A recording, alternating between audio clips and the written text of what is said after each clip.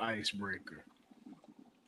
What's the deal? What's the deal? What's the deal? Live from my mouths and your ears. It's another episode of Guessing from the Stands. It's your boy Earl 91. It's your boy Big Mike in here. What's happening, people? It's your guy Mo. How's everyone doing? Mike, send the bat signal out the trip. Let them know if you get a chance. Oh, yeah, I already did. Also, he'll be on. Happy belated Mother's Day to all the women listeners. Yes, sir. Listen to Guessing from the Stands. Women do watch sports too. So, yes, sir. Happy Mother's Day. Prayers are with those that have lost their mom and all the like. I got a question for y'all to kind of break the ice. Sure. And we're gonna jump right into the conversation that we had. Okay, look.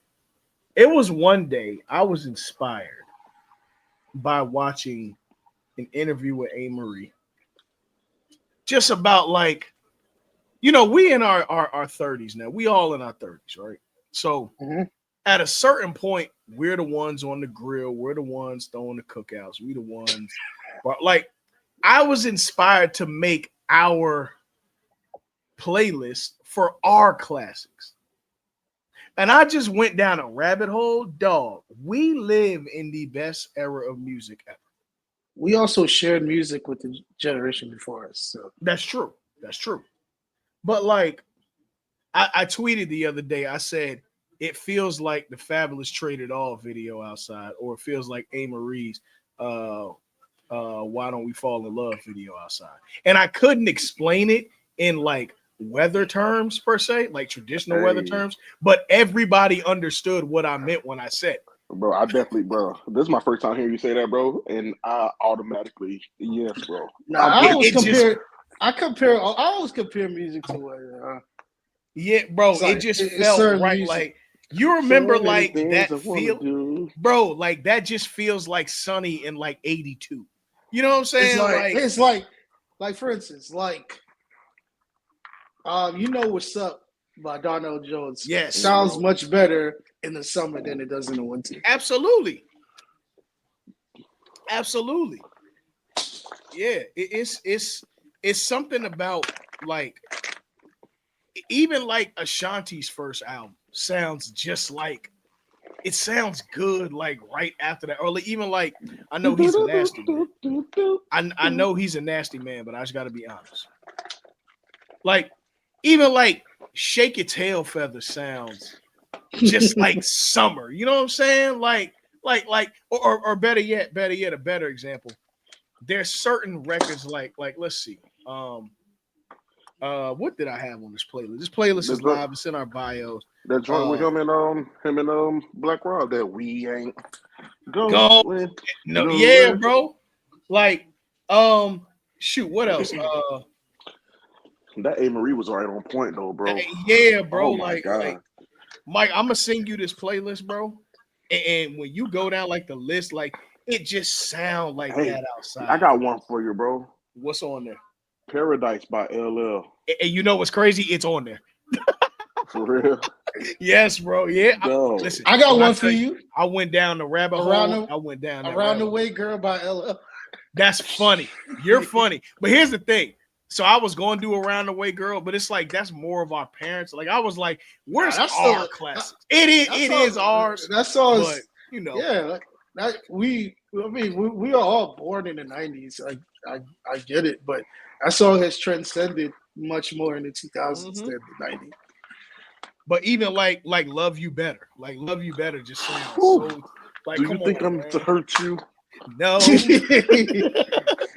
Hey, it's a lot. All them Ja Rule bops. Yeah, bro. I got that Case and Ja Rule on there. Come on, man. Bro. But even like Mike, let me see. Can y'all hear this? Like even this one, bro. This sounds like spring.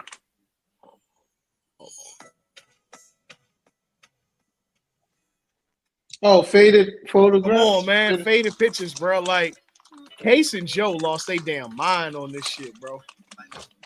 Hey. Fair usage. Yeah. But like Case was he was a menace, bro. Case, Donnell Jones, and Joe. I put them three up. Name, bro. I put those three up against anybody. Case, Donnell Jones, and Joe. I put that three up against anybody, bro. I'll definitely say. Well, Joe was up there with the upper echelon, so bro, like For sure, yeah. I like But I'm a Lloyd nigga too, bro. hip hop / R&B songs sound much better than full on hip hop songs in the summer. Yes, Oh yeah. yeah, Yeah. 100%. There's something about that marriage of hip and like, look, I'm not being the old man on the soapbox, but there's something about that marriage of hip hop and R&B from that aspect. Like, nigga, we not getting no dilemmas no more. You know what I'm saying? Like, we not getting no love you betters no more. We not getting hell. Even like if you want to look at like how it's going down, like X one of the most raw rappers ever, but Yeah, that it's a lot of just R&B on the scene songs. no more. Or like even like R&B when they used to flirt with hip hop, like with Drew Hill "In My Bed" remix. You know what I'm saying? Like Oh, hey, it's just man. Did the same, boy.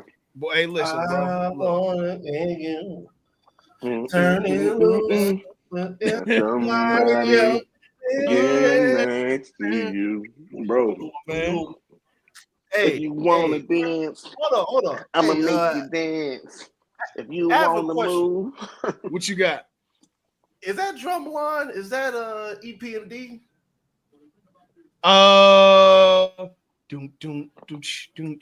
Is that Rampage? No, that's not Rampage. It's not. All right, hold on. Yeah. I actually don't like the remix of "In My Bed." Really? No, that's all JD, bro. You don't like it as like a remix record? You don't like it as like a? I don't like the. I don't like the entire song. Okay. Talk to me. You know what's crazy, bro? As much as Muggs talk about as much as niggas talk about damn, what was it? Damn. It's like let's get blown. As much as niggas talk about let's get blown, bro. Signs is the shit for me. Hey, now Snoop and Pharrell had a crazy run. No, they did, God. but see, as much as Muggs talk about beautiful, let's get blown. It's Snoop, Uncle Charlie, and Justin Timberlake, bro. For me, like let's get blown. I know. No, not that one. See, look, I'm gonna send it to you, Mike, so you could know exactly what I'm talking about. It's on the same album. It's on the same album. I think the reason why a lot of people like "Let's Get Blown," it's hard. It's tough. No. But Let's Get Blown is what's the best way to say? It's like an iteration of a song that Snoop already like sampled before. Yeah. But like Gin and Juice is sampled from a song called "Watching You" by this group called Slaves. Mm-hmm. Weird name, but yeah. Oh no. Slave had a few. Yeah. Oh no, nigga. Yeah. Slave had a few, bro. Yeah, but yeah, I think that's why a lot of people like. You know what song you got on? I haven't heard the playlist, but you know what song you got to add on there though? What's up? That You by Snoop, Too Short, and what's my man? By Lucy Pearl? Why would I do that, Mike? Why would I do that, Mike, when it's already on there? Okay, it's already on there. Okay. Because listen, everybody talk about Dance Tonight. That's the real one. Hey, like I wanna dance tonight. Dance Tonight is fire. No, you gotta put After Party. You gotta put After Party's on there too. Come on. Rock with me. That's good for like if you like what's it gonna be? You had like what's about that there, my boy? No. But yeah, a song that I like a lot, but everyone loves the remix. I actually like the original version of Loungin'. Loungin' is hard. Yeah, no, Loungin' is tough. The original, very tough. Yeah. Hold on, let me do a quick Google so I can know which one's the original. The original Loungin' is on the album. Like Loungin' remix is not actually on LL's album. It's weird. It's on. It's listed on. Oh, okay. It's like a separate single. That was yeah. But the thing about the Loungin' remix, that's who they love that everybody knows. Yeah, the Loungin' remix is pushed as the original Loungin'. Yeah. The reason why they did that because the group Shade, they had they sampled the song around the same time, and basically LL kind of had it first, but the remix started getting popping in the streets, and they just ran with the remix, and he kind of ruined it for those girls because that was probably the biggest. The same song. Yeah. Same cadence, same beat, same everything. Same everything, bro. It's the same song. I had to do a Google search. I had to do a ethnicity search earlier. Yeah. I was if you guys haven't checked out the music is as good as she looks. Naomi Sharon. Naomi Sharon? Yeah. Nah, I've been scouting Naomi Sharon since 2021. Since those rumors came out of her. We could talk about that off here. Joke. Yeah. Joke number one that led me to let me type up this ethnicity. Oh Lord. She definitely like in like her latest video, anytime you see her, I don't know how old she is, but she definitely has like that body type where if she was another woman, she would have had an Instagram caption like "I was teased for my curves." Oh my God. He definitely has a, "I was teased for my curves" body. I love it. We all, but just you don't know how right you are, my brother. But I also want to know she is half Caribbean, half Dutch. She is from Aruba. I mean, Aruban people do come from like a Dutch lineage. Yeah, I was teased for my Mo. How many people you check out their stories and you be like, yep, she was definitely teased for her curves. Yeah. She was teased for her. Yeah, you had that girl, you had that ass since we was in middle school. Yes. Well, that was the icebreaker. We gotta go somewhere. Yeah, somebody double time. There we go. Okay. Yeah. I don't know there we go, but okay. Yeah. No, it's back. Oh no, it's back. Oh. Hello. You. Is that me? Yeah, I think that's you. That's strange. Leave me a mic. All right, there we go. Yep, that's my no, it ain't. It ain't. What the hell? It was a fifth screen up here. Yeah, I just removed it. Nah. I believe it's a mic. Mike, what? Oh. Yo.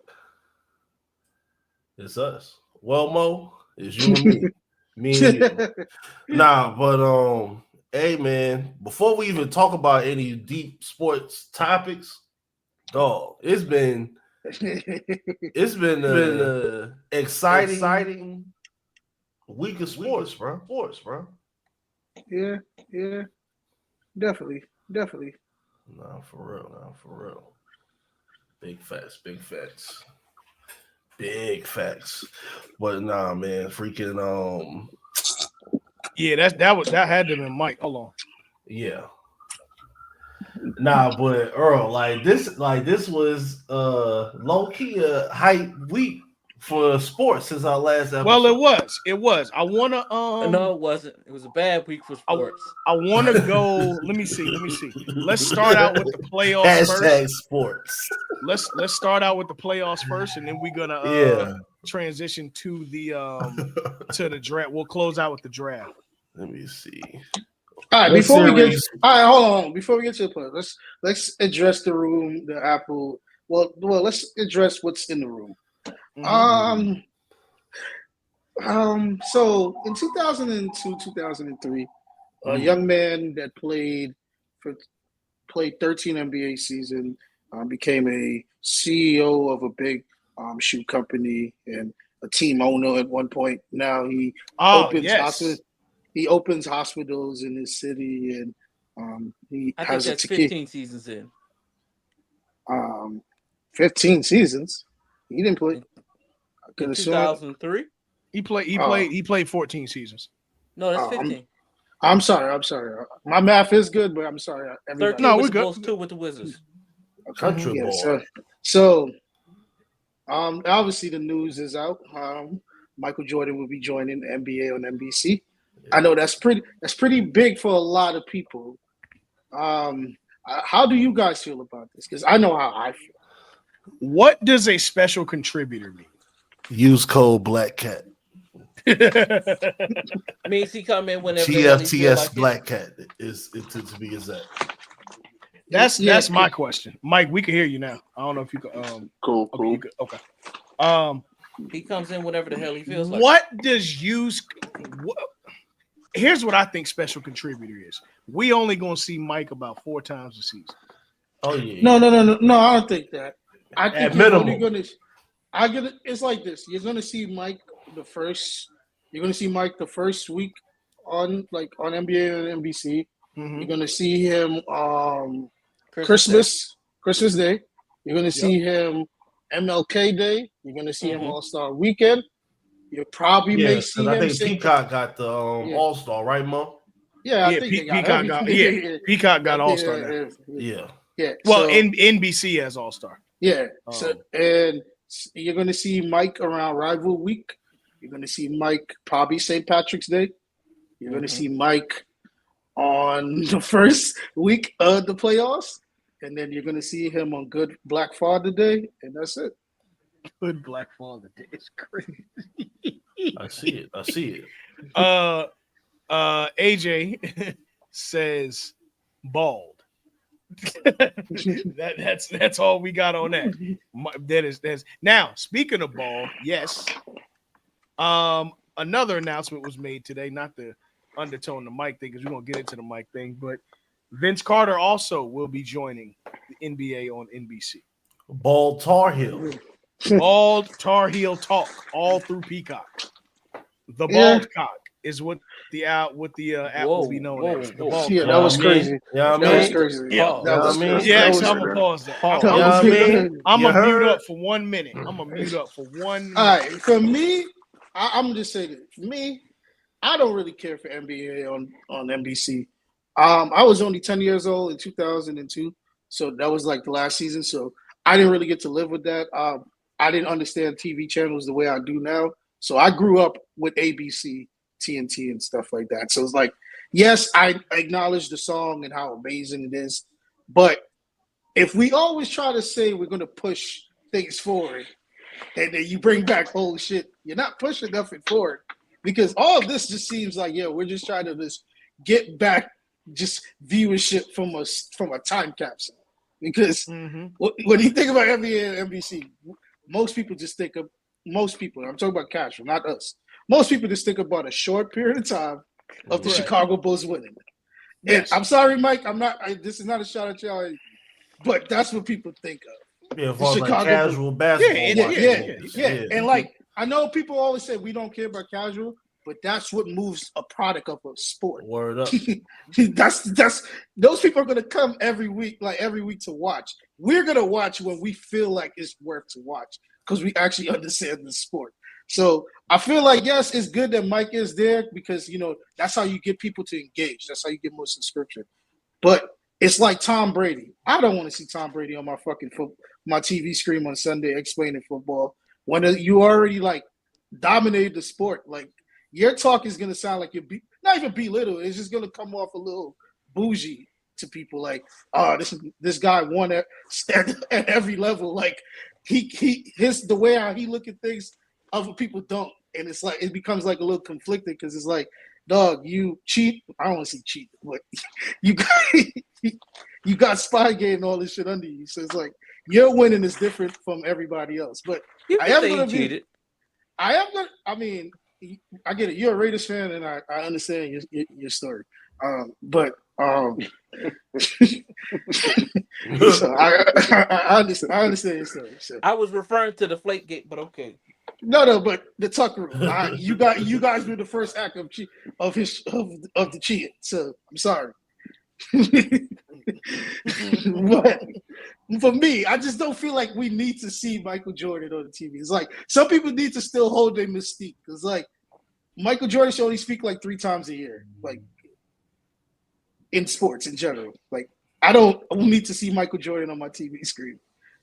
We see his like I understand what you're saying, Mo, because let's not forget one of the main things in 2024 was niggas on TikTok trying to be fucking content creators about Michael Jordan's game. Yeah. And trying to break down and do some Daryl Morey nerd nigga shit. Yep. Let's not forget that was a trend for like a month. You're not wrong. You're not wrong. No, you're not wrong at all, Winston. You make some valid points. And the reason why I said like Mike, like, yes, I'm happy he got the role. I'm never going to be mad that a legend, an icon of the sport, an icon of just in culture in general got a role. But it's like, Mike is not going to be here 7 days a week. Like, it's like when Magic was on ABC, Magic only did the Sunday games. He wasn't doing no Wednesdays and Friday games. He was only doing Sunday games. So it's like it's gonna feel like Magic on ABC all over again. It's like it's only gonna be marquee matchups. So it's like you could have gave that role to a player from probably our generation or a recent retired guy that probably has a passion in broadcasting. Because let's be real, you think Michael Jordan really gonna sit and analyze Shea Gilgeous-Alexander game? Well, Z, what's some of your thoughts on Mike going to NBC? I agree with the part where y'all said he's only going to be there for special occasions in the playoffs, and that's only like the opening weekend of the playoffs and the premier like matchups and stuff. He'll probably do the conference finals and the finals, but I mean, I am interested to hear his opinion on today's game. I am too. I'm very. I am for the first 2 months. I just want to see how he gonna feel like in the playoffs when somebody pulled a mental health card, because he, that's where he going with it. Like, yo, and that camera gonna be on him too. He gonna fucking roll his eyes. But see, I think that this is this special. Talking about this now. Go ahead. Hey, I want to see Michael Jordan. Pause for all you dumb and mature niggas. I want to see Michael Jordan in the same room with Taylor Rooks. I want to see if he really the black cat. I want to see if he the black cat. I want to see if he know how to move in a room full of vultures.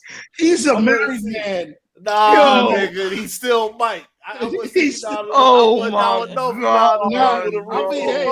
Hey, a woman that works on a sports network that got peanut butter skin. You gotta put Mello between them. Mello be like, chill.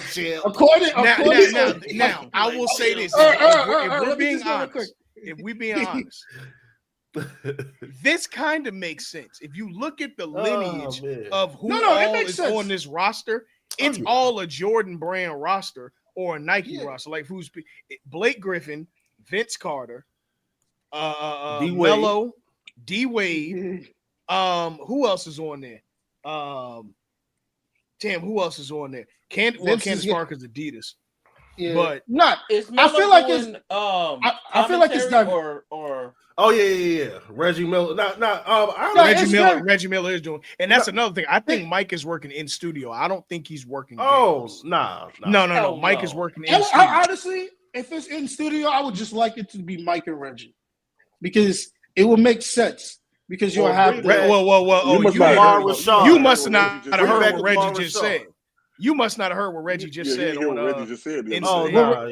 Reggie said he still want to fight Mike today. He said he was going to run up on him at NBA 75. Top 75.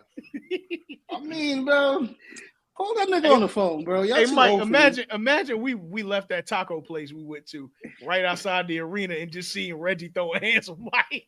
Wait a minute. Why you want to fight Mike and Mike gave you PEs? He said certain stuff just he said certain stuff that's said between the lines that cost the line. And he's still holding on to it, bro. Mike or Reggie? No, Reggie. That nigga Reggie- said, He nigga, said- you ain't half the man your sister is. He said some wild shit. He said some wild I shit. mean, Reggie light skin. You already know what he said. Reggie light skin, and you know light skin I niggas take agree things with- to the grave. He Sorry, talked Reggie. about said it best. He talked about You that ain't belly half the button man your tattoo. sister is. Yeah, I think that's a line directly from him. I just feel like, don't get me wrong, it's About gonna that be belly button ring. Yo, it's crazy. Yo, that was crazy. What? It's gonna be an You ain't know interesting- Reggie Miller got a belly button ring and a tattoo know. of a sun on his belly button? I He know. You didn't know, that. Mike? You ain't know that? Reggie Dennis Miller. Rodman shit? Yeah, he- Reggie I'm Miller about- got the sun. He got the sun around his Say belly. less. Say less. You ain't know that? Nah, bro. Check me out. Pause. Reggie's a freaky ass bull. Yes. I can tell by the damn piranha teeth that he's a freak boy, but damn. Yeah, but I would say this: the first year we can't judge NBA on NBC by their first year performance because No. it would be unfair. They're gonna have a lot of low moments in the first year. The All-Star weekend may sound very cringy, but so let's just prepare for that because it's trial and error. It's like I view it like when Shaq got on, Mike, son. open your eyes, Mike. Like bird Oh, box. fuck Open your no, eyes. The bird Yeah, chest. I don't care what bird nobody box. said. I still want those Pacers that next to pinstripe him? shirts. I still want them shorts. Hey, absolutely. Or the jersey. Who is Either that one. next to him? I don't know. I don't know. But I I need don't to know. know who that is. But yeah, I mean, listen, at the end of the day, it's like this, bro. I think like you said, Mo, the Hilarious. NBA on NBC, we're gonna have to give it a couple years to really set in. But I think there's going to be a lot of conversation about automatically, oh, this is better than TNT. Let's slow our roll here. You got to already let it have happen TNT. first. Well, no. What I'm saying is because people don't like inside the NBA, or a lot of people don't like. I don't get it though. I don't like some people. But that but hate it's no, even- that's not because I understand people that don't like Countdown either. But people are automatically going to say No, it's Countdown better is than shit. TNT and it's better Yeah. than Countdown. The Let it reason be why its I own like thing first. Countdown is ass though. Well, Countdown first of stinks all- today. Now, back when first of Mike all, Wilbon, when Doug Collins and Magic Johnson and Jalen Rose. and Yeah, Rick when Barry. when they were on Countdown, that's when it was the shit. Once they put Stephen A on it, I'm cool. it went to hell.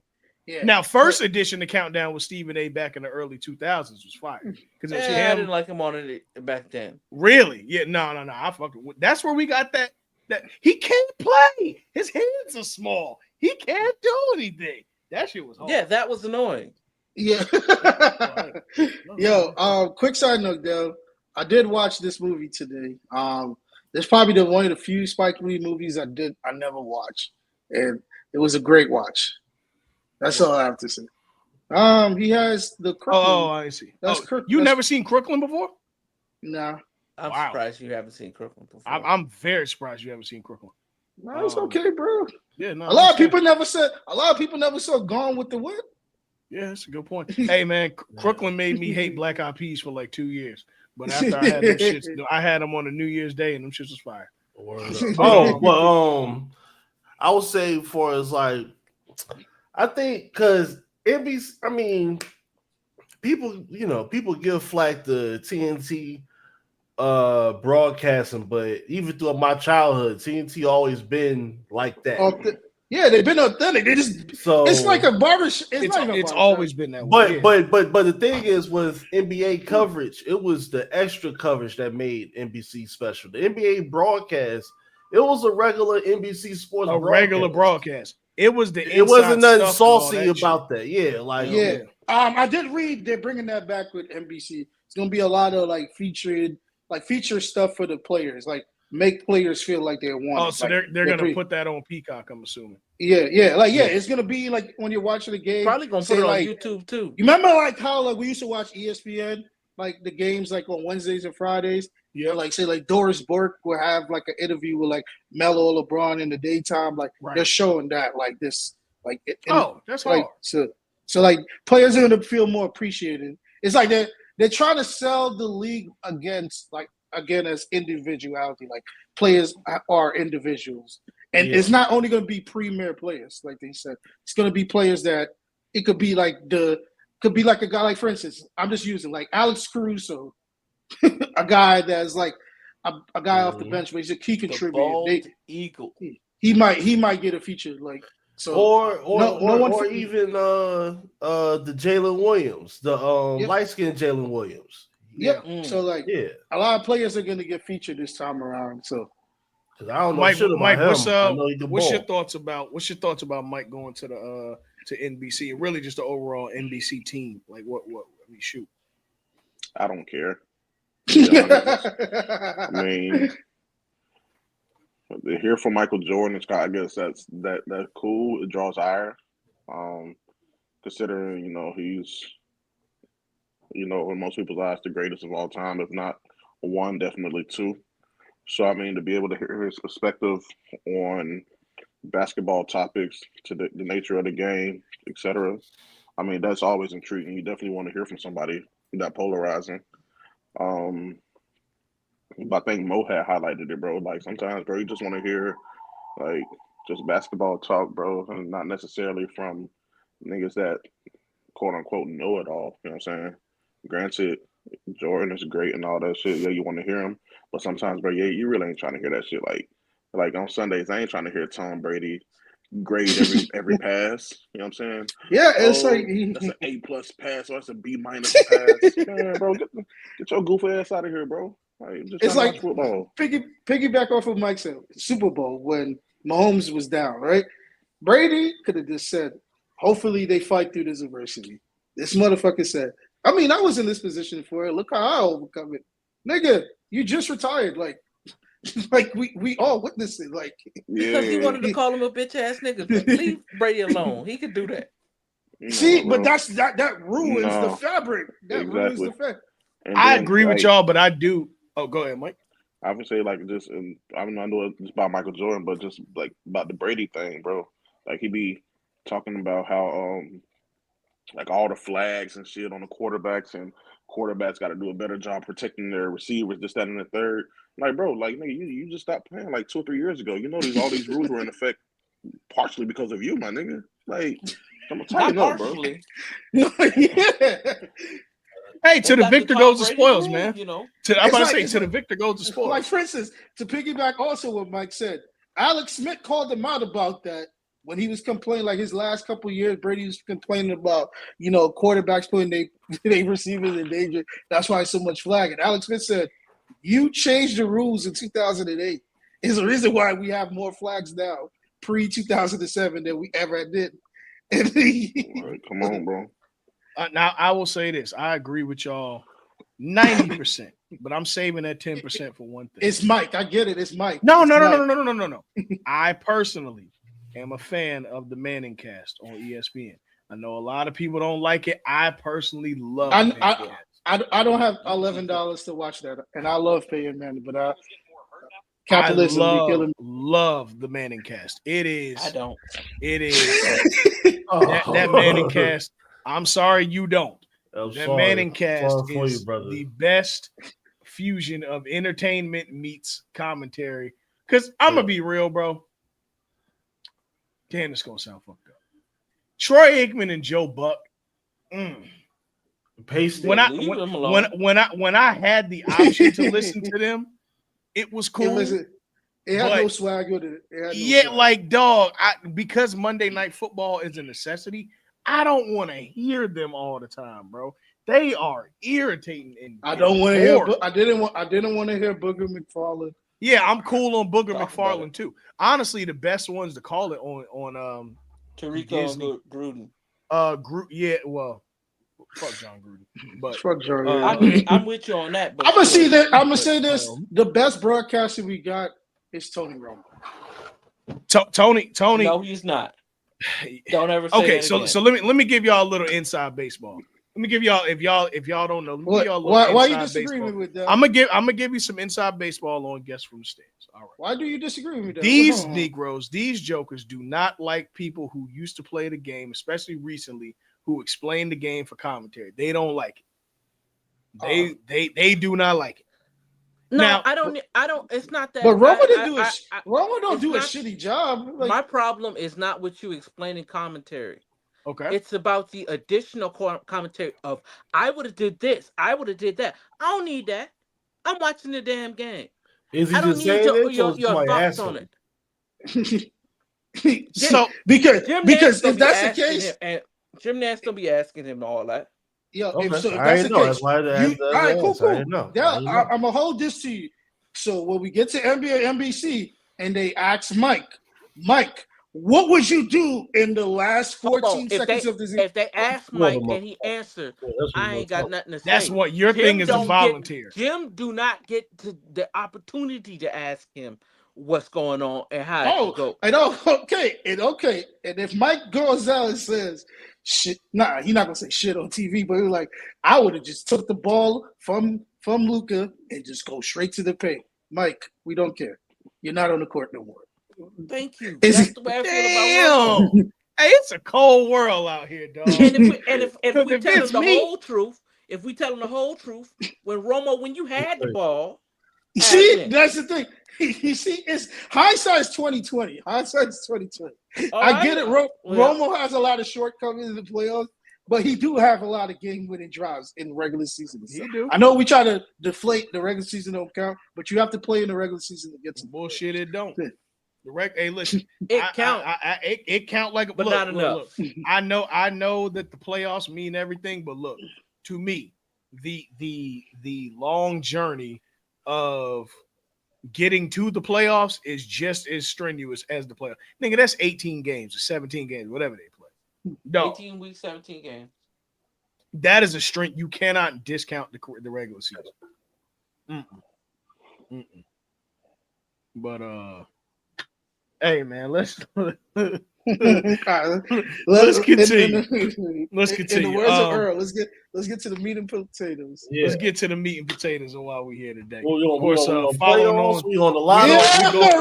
We going. He cooked his. That's crazy. Beef. That's crazy. Hashtag real beef. Hey Zendel, that's a Jaguars fan. Mike got That's a the Jaguars evil. fan, Z. That's a Jaguars fan, Z. Real beef. That's a Jaguars fan, Z. Tell him he ain't had no success neither. Hey man, Todd. No, you can't do that. 3 chips. You said what? I said we got 3 chips, so I don't know. But ain't the Jaguars like a fairly? I know. It's not. like It's a 95, bro. Family Don't do that. 30 years. Yo, 30 years. It's 30 Still years. relatively young. It I don't is, wanna but hear it. but still, it's a lot of teams that done got championships earlier than that. Yeah.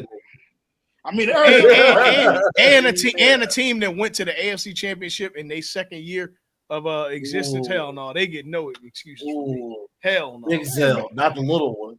Hey man, Mark Brunell. I'm about to say, didn't they It is knock off the Dell. Broncos one year? Yeah. And then they It was lost the 99. following years. No, it was 97. It was 97 and then 90. 97. And then, No, and then they got- it wasn't. No, y'all won the chip in 97. Yeah. Broncos won back It to was back. 99. It was 96. no, No, 99. We didn't make the no, it was- playoffs. It was 96. Because 99 It they didn't make the play. because 96 was. It was because they still had the creamsicles. Because Or whatever. we were supposed to play the Steelers. Yeah, they had the light orange jerseys when they beat them. Didn't the, Yeah, we had the white. We had the white jerseys. The Packers won in 96.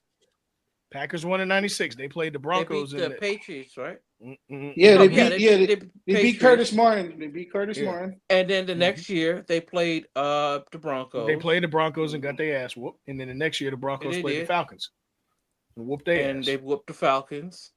Whooped the Yeah. Falcons. Yeah. And then that they happens ran- a lot. And in it was the life. Rams. And then the Rams won. And then The Ravens. and then the killer and the crew won. And yeah. Oh man, come on, man. That's what his victim said right before he. Anyway, He's a changed man, man. He's got. look at the range, man. That's cool. Got all new gameplay. He's a Put God-fearing it like man now. this: people that leave prison, they change. It's still on their resume. It's still on their resume. He All ain't right, been touched by an angel, man. Leave him alone. let's get to the playoffs, man. As we're nearing the end of the second round. We got some interesting matchups, man. We got 3-1 leads. Winston, we can't read that, brother. Oh yeah, hold on. Unless you're just trying to show us thinking cap. No, Winston driving it here, nigga. He got a caveat. He got a caveat on. When they got the most depth going on. Well, I say Winston like he about to tell you. I know I can't afford the stuff, but I know. He got a caveat on. That's better. Yo, Winston, you finna go rap on Brown, and then he about to go play definition. No, that's Brown Sugar too. Redefinition. But yeah, man. We got 2-3-1 leads. One series just wrapped up. This is my hoop hat. This is what I mean. Yo, shout out to Patrick Ewing. This is the hat of hoops. We could talk about the series that just ended. Yeah, the series that just ended, bro. The Pacers and the fraudulent Cavaliers. When someone told me the Cavs were the 2015 Hawks, I didn't believe them. But they proved to be true. All right. Didn't I tell you that? You did. I don't. All right. That's a fair analogy. That's a fair analogy. It's fair. Right. It's fair. But why? I mean, I get it. This person don't play. He just draws up plays for them. But why we don't take coaching a little bit more serious as we get older? Like we should. Rick plans everything. Rick Carlisle out coach Kenny Atkinson, and you clearly see it like night and day. Larry, like from adjusting his roster moves quicker, bringing out his bench at the 7-minute mark, sometimes bringing out his bench at the 9-minute mark. So it's a lot of things. Yes, players still got to go and perform. We're not disputing that, but coaching does play a pivotal part of the playoffs. That's legitimately something that we got to focus up on. But on the other side, Donovan Mitchell, he's the winner of this series. You still get to go home to Coco Jones. Congratulations, you're going on tour. Yeah. Here's my basket. Here's my date. You and your date, meet me and my date. Here's my basketball analysis of this situation. I think that from game one, Tyrese Halliburton controlled the tempo of this series himself. He didn't even play that good game one. He really didn't. But just from the overall extension of the series, Tyrese Maxey made this game run at whatever pace. I keep saying Maxey. Tyrese Halliburton made this series run at whatever pace he wanted to. The easiest way to remember his name, Earl, is just calling him Big Reese the Snowman, a.k.a. Let It Snow. Yeah, just call him Hallie, bro. Just call him Hallie. Yeah, Hallie controlled this tempo. What the hell? Now, look, last week, of course, on that Tuesday that we recorded, he hit a game winner. That's probably the closest Cleveland looked in this whole series, and they fumbled that. But to be honest, there's sometimes, man, when you lose a game that detrimental, it can shake the core of your confidence. And they didn't look back. They in the next week they won two straight, something like that. Yep. I think it was 1-1. Then they won 3 straight, and Halliburton controlled the tempo of the shit. They won and had everybody in their bag. They won. They won both games in a row. They lost the first game home, and then obviously that bench is insane. That bench is crazy, bro. Man, they walk the hell out of dog. And the thing about the bench, right? The bench, even when the bench don't score, they trap you so tough that it's they make it difficult for the opposing guard. They're not hands-on shut down defenders, but they're very quick with their feet. Like, and that's one thing. Like, if you're gonna play 10 guys in the series, you definitely gotta keep doing that. Like, you gotta track because it was a good series. It was you a have good to. series. It It was. was a good series. I don't think that it necessarily. I mean, look, you gotta give it to the Pacers for capitalizing on literally every opportunity they had, except for game one, but or not game one, but game two. Yeah. I think it was Game two, whatever they it was. got Game 3 when they Game two. lost. yeah. Okay, Game Pacers lost game three. Okay, Yeah. whatever it was. I'm going back and remember. It's a lot of basketball. You gotta give the Pacers their credit from this aspect of they just played like the smarter, more aggressive team than that team that went on to win 60 some odd games this year. They played up to their competition. And it looks like overall that 1 year, because remember, Siakam got there late last year. That Yep. 1 year of them really gelling together, they figured out each other's spots. They figured out where each other would be effective and what lineups would be effective as they got deeper into the playoffs. And I mean, just from every time that Cleveland crossed half court, the way that they shut down their ability to shoot the three ball consistently, kept their bigs off the glass, and threw big guard after big guard at them in matchups. You can't say nothing, but it was domination. From what it was domination in the record, but you damn sure can't say nothing outside of the fact that they controlled the series from jump and got exactly what they wanted. And when you control a series like that, you're gonna get a decisive 4-1 win in the series. It is what it is. Yeah, they kind of showed you the Pacers kind of showed you that their offense is for real in this Yeah. series. It's not even that too. What a lot of teams fail, and even though when they try, a lot of teams fail to do this. Um, when you play the Pacers, right?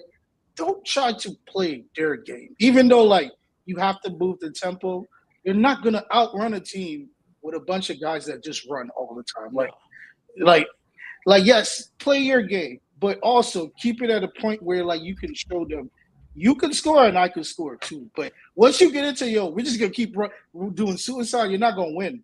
They're gonna beat you at that all the time, and that's like the Garland's first game back. Like he tried to do that, and he got into foul trouble because he tried to play like how the pace is playing. It's like, bro, that's not your game. You're a very smooth, controlling pace guy, and that's not gonna work out. Like yes, Donovan had to ball out that game for them to win. They won by like 20, but it didn't fit.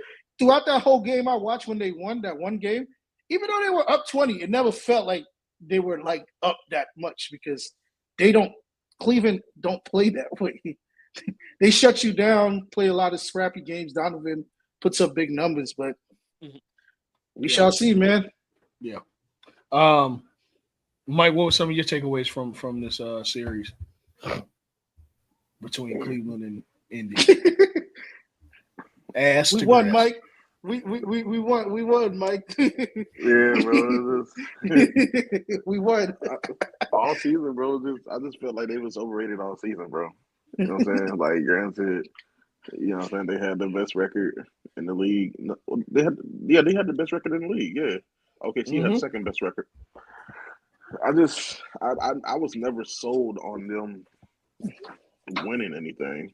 I did have them going to the conference finals, and eventually losing to Boston. But I, the luck of the draw. I mean, because there's several variables that goes into getting to the big dance, bro. In basketball, that's injury luck. That plays a big role, and but it's I don't know, bro. I just felt like I said, I just felt like that team wasn't as good as their record indicated, or as good as that seeding indicated. Donovan Mitchell definitely did his thing, but the Pacers, bro, they hitting on all cylinders, bro. I think their offense, their defense, like they're just a complete, well-rounded team, bro. And I'm just like, I ain't got much to say about it, bro. Like I said, the diamond tester, we should have been pulled that shit out for Cleveland. you right, Yeah. Mike. You remember the end of the second half, right? And people shoot shots, right? And sometimes they go in some everything they shot at the end of the second quarter of game 3, it went in. Yeah. No, when they Yeah. was up 80 to 39, I said, man, let me cut this off. Let me find something better to do. Listen, I will watch a lot of bad basketball. Once you up 40 in the playoffs, it's done. It's done. For Wrap sure. this shit up. No, Wrap this shit up. Wrap this shit up. them So yeah, niggas man. had a light show. Congrats to the Pacers. They become the first team to stamp their ticket to the conference finals in the NBA. And then going out west, there's another series. Oh yeah, what's up? One last thing I want to say about Cleveland. It seems ironically, or maybe unironically, their roster is pretty good when healthy, but They are. Except for the 3 position, the small forwards. It seems like they're looking for someone to sit at that throne. The 3. Who could be a viable 3 for Cleveland? Let 3. When I come back wearing the Let 2-3, small forward. Yeah, I just want to break some not news. to play games with you. Yeah, I got some news to share with you guys. Yep. About 23 minutes ago, Amazon MGM Studio just shared Nicolas Cage will be playing Hall of Fame legend and video game pioneer John Madden, and Christian Bale will be playing Al Davis for the upcoming Madden biopic. Christian Bale, I can see that. Playing Al? Yes. I mean, he white. Nicolas Cage playing Al? I thought it'd be the other way around. No. Nicolas Cage will be playing Madden. He's playing Madden. Christian Bale will, yes. I mean, he either going he like to pull a Colin Farrell. Yeah, he gonna have to pull a count. He gonna have to. Yeah, they're gonna put a fat suit on him. Madden was tall too, so that kind of worked. John was like 6'3". John was a big guy. He played line. Like eccentric type of guy. He comes off as a it's just the size, like because part of Madden's persona was his size. Yeah, because he was large. Yeah, part of Madden's persona is his size. I get, like you said, I guess he's going to do the Colin Farrell thing or the not the Will Ferrell. No, not Will Ferrell. What's bro that used to play? No. This is Colin Farrell. The nigga on the no. It's yeah. I'm thinking Brendan Fraser. Oh, when Brendan Fraser recently earned all that money, he gained all that weight for that role. Yeah. Probably like 3-4 years ago, maybe. But no, the Colin Farrell thing too. I mean, shoot, look, prosthetics. All right. Of course. Yeah. Hey, that's major. Have any of y'all watched the Madden documentary on Amazon? I did. It was cool. It was all right. Yeah, it was cool. It's a documentary about the game. It's really cool. Nah, but I did watch that documentary of that man from Detroit though. Wait, which man from Detroit? The running back from Detroit. Somebody Barry Sanders. He quit. You watch? He quit. He quit. He quit. Quitter, pumpkin eater. And also, I don't know if you guys haven't watched Untold, but maybe next week. I'm watching. Yeah, I'm watching it this week. We'll talk about it next week. Yeah. The shooting guards doc. Yeah. I'll be watching it maybe tonight. Yeah, I watched it last week. Yeah. Hey, what's it on? Showtime? No, it's on Netflix. On Netflix. Oh. Now, Mike, let me ask you a question. At what point you would have slapped the shit out of Gilbert Arenas if you was his teammate? Would it be in training camp? Would it be like by Thanksgiving? Nah, bro, it would have been training camp, bro. First quarter, bro. Yeah. We had to set this straight. Yeah, bro. Like, don't fuck with me, my nigga. Yeah, but he was a menace, bro. Like, but the thing is, though, it's so funny with Gil, bro. That's always been Gil. You know what I'm saying? Like, even like I wasn't expecting them to talk about his draft story, but I recall the draft story. I heard about that probably about 10 years ago.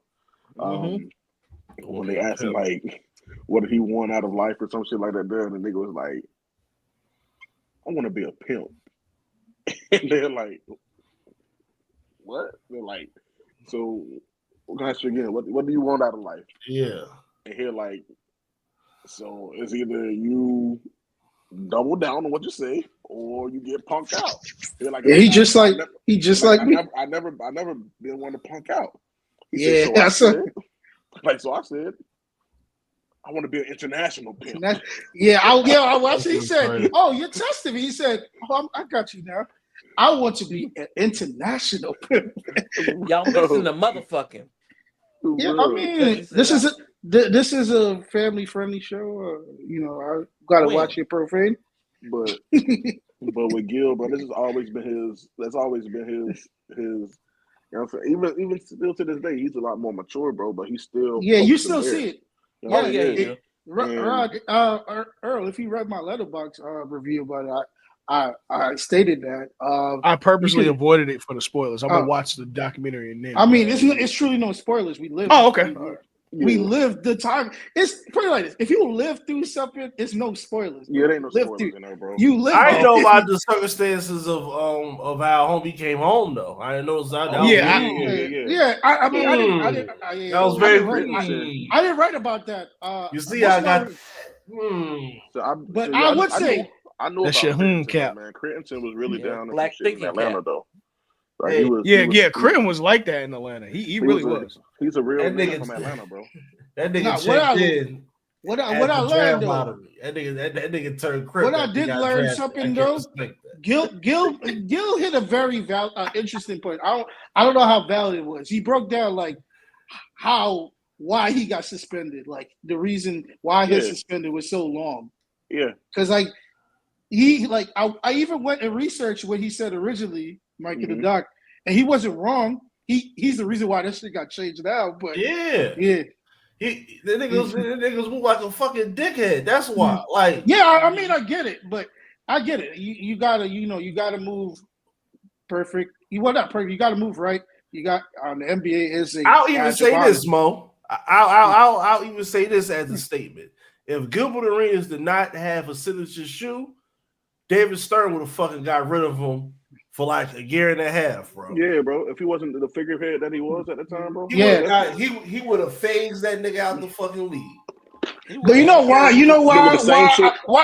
reason why I get Crittenton, bro. Listen, if he had Javaris Crittenton's game or recognition, he would have been out the league, bro. Just like Crittenton. True. But the reason why, I know that's a valid point. And also the reason why he couldn't be that extreme, because that's the star player in the nation's capital. That still generates. That's what I'm saying. I'm with you, Mike. No, that's another reason why, when he brought up the point on, he's like, yeah, this is the real reason why. Because, he explained it, I was like, yeah, that makes more sense because you're not supposed to be doing that. That's fucked up. So it's like, that's federal shit, my nigga, you're going to jail. Everybody's going to jail. If you want to go on that route, Mr. fucking smart ass, then you won't go to jail. Then. But it's also kind of Gil's fault for leaving the draft early. I mean, trying to get drafted much earlier because he left his sophomore year. Yeah, he left his sophomore. Yeah.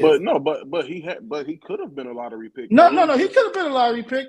But I also felt if he went the following year, for sure, he would have been better off. Yeah, because I went and looked at the 2002 draft. He probably would have been a top 7 pick. For sure, he definitely would have went ahead of Richard Jefferson, bro. His teammate. Yeah.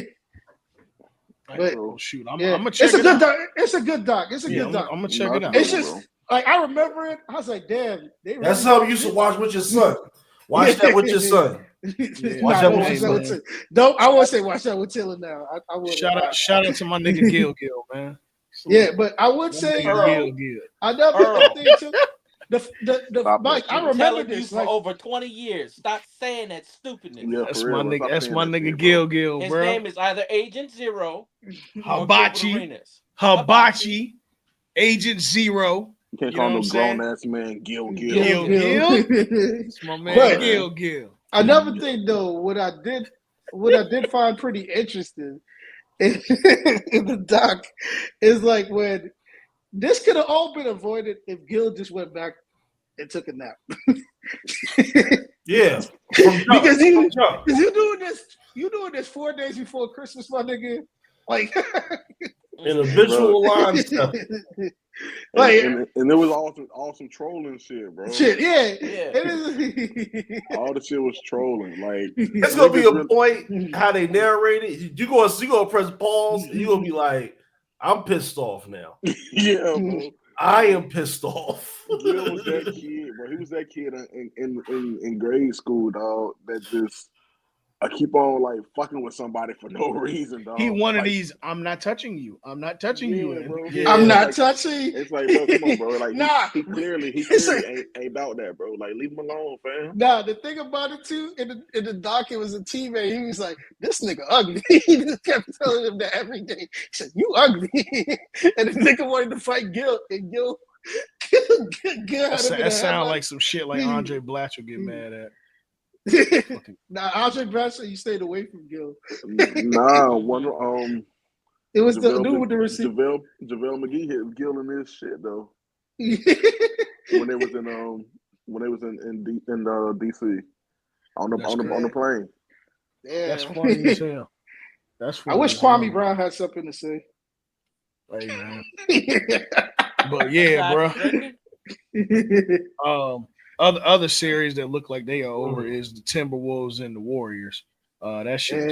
It's over. Ooh. And Hell. Steph has officially been announced that he's out for Game 5. I'm gonna be honest, Steph ain't coming back till next year, y'all. Wrap this shit up. Yeah, Steph. So Steph, just give that chain back, man. yeah, man. I know Jimmy Butler somewhere saying, I came here for this shit. No, Yeah, man, hey, no, he's not. No, he's not. No, he's not. No, he's Because not. Have you seen where Miami is? No. The reason why don't feel sorry for Jimmy Butler. He got what he wanted. He went to a situation when they went 17 and like 3. Everybody was like, "Oh my God, this is Jimmy Butler." Jimmy Butler is a factor. Now, the playoff Jimmy that I told everybody 4 weeks ago, I don't believe in that stance. I didn't see that last night. I don't. You taking 9 shots going into the third quarter, it's not playoff basketball. And I get it. Draymond wasn't giving you the ball. But look, it comes a point where you have to take the ball out of Draymond's hand. Like, you're not trying to score. Let me score. Because you're not doing anything responsible with the ball. Like, we keep running pin downs for Paz and Buddy Hill. That's not getting us anywhere. Steph is not here. Yep. We have to improvise. Man, Dre scored him 8 points in the first quarter. You couldn't tell him shit. Couldn't tell him nothing. Little wish he could. And Mike, damn sure. You know, when he scored the first points of the whole team, you knew what was happening with that game. Yeah, you already knew what time it was, bro. Yeah, once he had took that pep first in his 3. step. He had that backpack on. You know, when he put that little book bag on, it's over. Once he put that little book bag on and get to doing them long 3, it's done. It's done. Yeah. But I will give the Warriors this, finding a way to bounce back. Was that game 1 that Steph went down or game 2? Game 1. Yeah, game one. And still win half. by double digits. You got to give them their kudos. But the thing is, when you don't have a spark like that, you're gonna be playing from behind the whole time. And this T-Wolves team is they young, they hungry, and is a much better player today than he was last year. And he was phenomenal last year. And that's scary. But Exactly. the 3 ball is there, that defense is there, his midi is much better, his shooting touch is much better. Yeah, like overall, Ant's just a much better player today. And then Naz Reid has looked like he's picked up a lot of his game too. And Julius Randle Julius Randle looks like he's settled into his role finally. He's had some pretty breakout games these playoffs. Look, man, they cooking. The Wolves going to the finals would not shock me one bit. It wouldn't shock me one bit. It's interesting, but just the way that they're playing some really good ball in the West, man. Yeah, it's like look at this offense. It's like, bro, you're running high school plays at this. Yeah, point. man. Like yes, whoever comes out the West gonna win the chip. Buddy Hill, 14-5. I'm gonna say this, man. I am not a Knicks fan, but we haven't had a summer parade in since Man, 19. you Since, Mo, since, don't Well, start nigga that. better bring your ass out on Labor Day then, bitch. we haven't Fuck. we haven't had a summer parade since And 1994 for and you ain't sports. gonna have one. I Well, mean, When the hey, speaking Rangers won, right? I'm not a Knicks fan, but it would be great for the city. It would be great for the city. speaking of the Knicks, let's Well, get right to it. Un- You know, let's keep it all the way a stack thousand. The Knicks have now come back from 2 20-point leads. They And another lost the 14 first point game. lead. Yeah, they lost the first game in the Garden on Saturday. What's that? Mm-hmm. Saturday. And then last night they overcame a 14-point lead. Now, obviously, the news was Jason Tatum tearing his Achilles, and it was officially confirmed today he did tear his Achilles. So prayers up to him. They said that from what I understand, it was a quote which way unquote did he clean tear his tear. Achilles? Oh, you Yeah, bro, it had when- to be. yeah, It you had to be because because no, his Achilles is torn. No, every time somebody tears his Achilles, they react differently than what he did because he act like his leg was chopped in half. I think for what happened for him, because That we've shit hurt. we've seen so many of them also, he knew what it was, and that shocked him. Yeah, he knew exactly That's what it was. is. Yeah, he knew what that Yeah, was. because most Hey. guys they act like somebody stepped on the back of their foot. Which is what it when feels they're- like. It feels yeah, like which is somebody what it kicked feel you like. in the back of your leg. Yeah.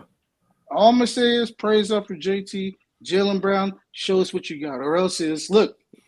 GG. Prayers down. Prayers down. I think they can win. I think they can win game. I think they're Game gonna win 5. game 5, but this shit is over in 6. But They ended that the shit. series is over with. Though. Yeah, this shit is series over. is over. They might lose tomorrow. They might. Shoot, they just might. Jalen Brown, show us what you made of, man. Show us why you supposed to be on Team USA, man. Show us why you hate Nike. Show us why. Yeah, man. Yeah. He's part of Nike. Oh, you talking Jalen about Brown? No, he's Excuse not. me. Sorry. No, he We ain't. have Jalen Brown. Yeah, show us how I was much you thinking of did. Jason Tatum. Sorry. Show us how much you despise Nike. Mike, would you Jalen- like to Huh? would you like to tell us what the future of the Celtics is, or you want to keep that in the Oh, tuck yeah. for a minute? For sure. I got a couple ideas. But I'm Me, gonna hey, say Mike, something with- me too. I think we got the same ideas. I'm gonna say something with Jalen Brown though. He was selling yesterday, bro. I got my basketball thinking cap. I'm ready for motherfuckers to stop this fucking conversation, bro. There's no 1A and 1B on this fucking Boston Celtics No, team, it bro. is Jason Tatum. It's not. Like, It's Jason stop Tatum. It. Stop it, bro. Please. I hate Jason Tatum make his job easier It's people time gotta for the stop Scottie exactly, Pippen bro. years for people gotta Jalen stop Brown. this shit. because it's like, But- look, last night Tatum kept them afloat. His ass was not doing nothing, and he had a lot of shot attempts. Bruh. Listen, like I told, like I think I said it yesterday, day before, whatever. If anybody bets, right, I'm gonna give y'all something that you can always bet on. It's gonna hit 100% of the time. Jason Tatum 6 rebounds. I mean, that's gonna hit too. Yeah. Jalen Brown turnovers. Take the over. Always take the over. That shit gonna hit every time, bro. But as far as future plans for Boston, I got a couple things that I can foresee. One of them is getting a big man who can actually score in the paint. And with that being said, this is one I wholeheartedly think is going to happen. I think for one, KP's out of there for sure. KP's out of there. I think they cut ties with Drew as well. Drew Holiday. No, because of contract. Remember, nigga, Drew listen, just signed that contract. brother. Listen, brother. He not the first nigga to sign a contract and get Exactly. Drew Holiday. He's going on 36. He has the third highest hit on their squad. Somebody will pick up Drew Holiday, bro. Trust me. Because he's still good. And he's a leader. He's a champion. If he wasn't two-time injured this champion. year, you would see how good he was. And he's a vet. Yeah. Because he didn't play any of that Orlando series. I really think Sabonis ends up in Boston. And I'm hell bent on that one. I really think Sabonis ends up in Boston. I'm not mad at that. Another idea that I have. Yeah, because it's hard for them niggas to blow that shit up. They tried, they fucked up. Yeah, for sure. Another one I have is getting Greek Freak over in Boston, bro. Oh, Package. slow your roll. Slow your roll. Hear me Well, out. Hear me out. Jalen That, Brown. that's the ops. Hear me out though. I I'm mean, listening. You know I'm always if listening, bro. Giannis tell them that he don't want to go, bro, if he tell them he want to leave, they have a choice, but they have no choice but to let him go, bro. And you're gonna get as much value for him as possible. With that being said, I can see JB, I can see Kristaps and Hauser picks, and that'll bring Giannis over. That'll bring Giannis over. And I believe they'll still get rid of Drew as well. Damn. Hopefully, So probably JT will not go though. back to the 3 where he belongs. well. Hold on, because you know what that does for you, though, Mike. That opens up for the ability for you to pay Peyton Pritchard. You can pay That's Pritchard. Orlando. Nah, Payne Nah, Pritchard that's already our. in Orlando, man. Yeah, Payne Pritchard Well, is Orlando Magic. Orlando, and Yeah, Peyton Pritchard, that I'm on may Orlando. I got somebody for Orlando too. So hold on for that one. Stay right there, buddy. I got What I'm somebody you for got listening, going Mike. on, Orlando Mike? too. Mike, UPN you news at Mike, 11. Mike, you say nothing that is deemed crazy. Yeah. So just keep going. He I'm cooking. listening. Orlando, hey Dale, y'all got somebody who's trying to come home. Anthony? Absolutely, Anthony Simons. I can He's see not. him. He's good, but we need a better shooter than him. I hear You you. can buy shooting, but he better Shooting. than Bro. both. Payton. He better than both his options you got at the guard. Yo, right now. yo, Dell, I got something for He you. is. Send one of your positionless player to Charlotte for that point guard. They're not trading their point guard in the division. Bro, that nigga, he on a team that don't want him. As much as I would love to agree with you, Mo, they're not trading their franchise point guard inside the division. It just ain't gonna happen. And I don't know why You you got a keep on better yelling chance of Peyton getting Pritchard, Halliburton. bro. Peyton Pritchard not a free agent until Yeah. 28, 29, bro. Yeah. You're not 28, 29. I thought he was a free agent this year. Bro, No, he signed a 4-year, $30 million contract, bro.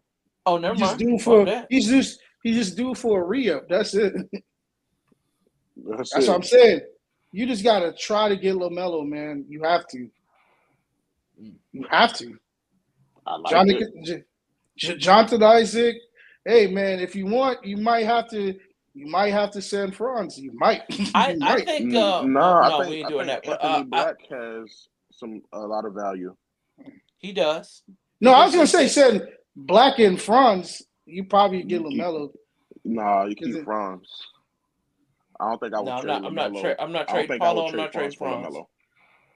Nah, I'll give you Mo you're not trading and draft Paolo. picks. But I think where Giannis ends up this year, I think he ends up in San Antonio. They just got too much stuff. Yeah, Mike, them 2 picks. That's what I'm telling you. Hey, man. Okay, two so picks. Winston is very convinced on the San Antonio thing. That draft gonna be wicked, bro. That draft gonna be wicked because there's too many all-stars potentially on the table. It's shit is on the table, bro. Here's the thing: Giannis is not happy with the situation. No, we can finally build. We can finally build over. So let's trade Giannis for them 2 draft picks. And Giannis still Giannis. Yeah, throw a little draft pick, throw a player in that draft pick with the package and move on. You're gonna be fine. I mean, we finally get a new generation of San Antonio Spurs because this will be the first year without Pop, so they will be able to build a new identity with Wemby and Giannis. These are no longer the Greg Popovich Spurs. And I'm gonna say this, man. They about to be the Mike Malone If Spurs. I was no, they not. They just hired what's it called? They just signed Mitch Johnson. Yeah. When they signed Mitch Johnson? Like last week, 2 weeks ago, whenever Pop stepped down. But hey man, like for one, it's gonna be There's gonna be some names on the table. You don't know what the fuck Phoenix Hey, is Jamal going to do. Murray cooking shit right now. I You don't know don't if know y'all what watching. you don't know what I'm Phoenix watching. going to do. And you got to look at damn, Mo was saying something, but I got knocked off track. No, my But fault. No, I didn't. no. I was about to add on to what you were saying. Oh, with the draft picks, I said you start over a new generation of San Antonio Oh. Spurs players. Yeah, I mean, because hey man, like Dylan Harper, that number 14 pick could be a listen, quality player. I'm shout out to Ace Bailey, but I was told I was told that how we get 6'7" out of 6'10". I have questions now. Well, 1 to 2 inches is okay. You want to give me three and a half inches? Let's hold that conversation. Let's hold that conversation real quick. I ain't saying it's bad. No. I'm just saying let's hold that conversation for the draft real quick, just to go through this rubber match between Denver, because we're going right to the draft. Don't worry. This rubber match currently going on between Denver and OKC. But before we do that, just because I think that one's probably going to end up going 7. Just by the time that we get back, by the time we get back, we still going to be looking at this. But for the ECF, I think that's all but wrapped up. What are y'all predictions? Just go around. What are y'all predictions? Cavs versus Indian Pacers. 6. Who win what? That series going to 7. I don't know who the winner is. Okay. You said Cavs versus Pacers? I mean Pacers versus Knicks. Pacers versus Knicks. Indian 6. Give me Indian 6. Okay. The series is going to 7. No, I know it's not. I'm going Knicks in 6. Not everything has to be hate. It's just I just think the series is going to 7. I don't think think defensively they can hold. They can stop that offense. That offense is just overwhelming. I got even though, hey man, Indy got hot at the right time in the right place, but I got the Knicks in 7 because there's some guys on the Knicks who don't give a fuck. They don't give a fuck right now. They don't give a fuck.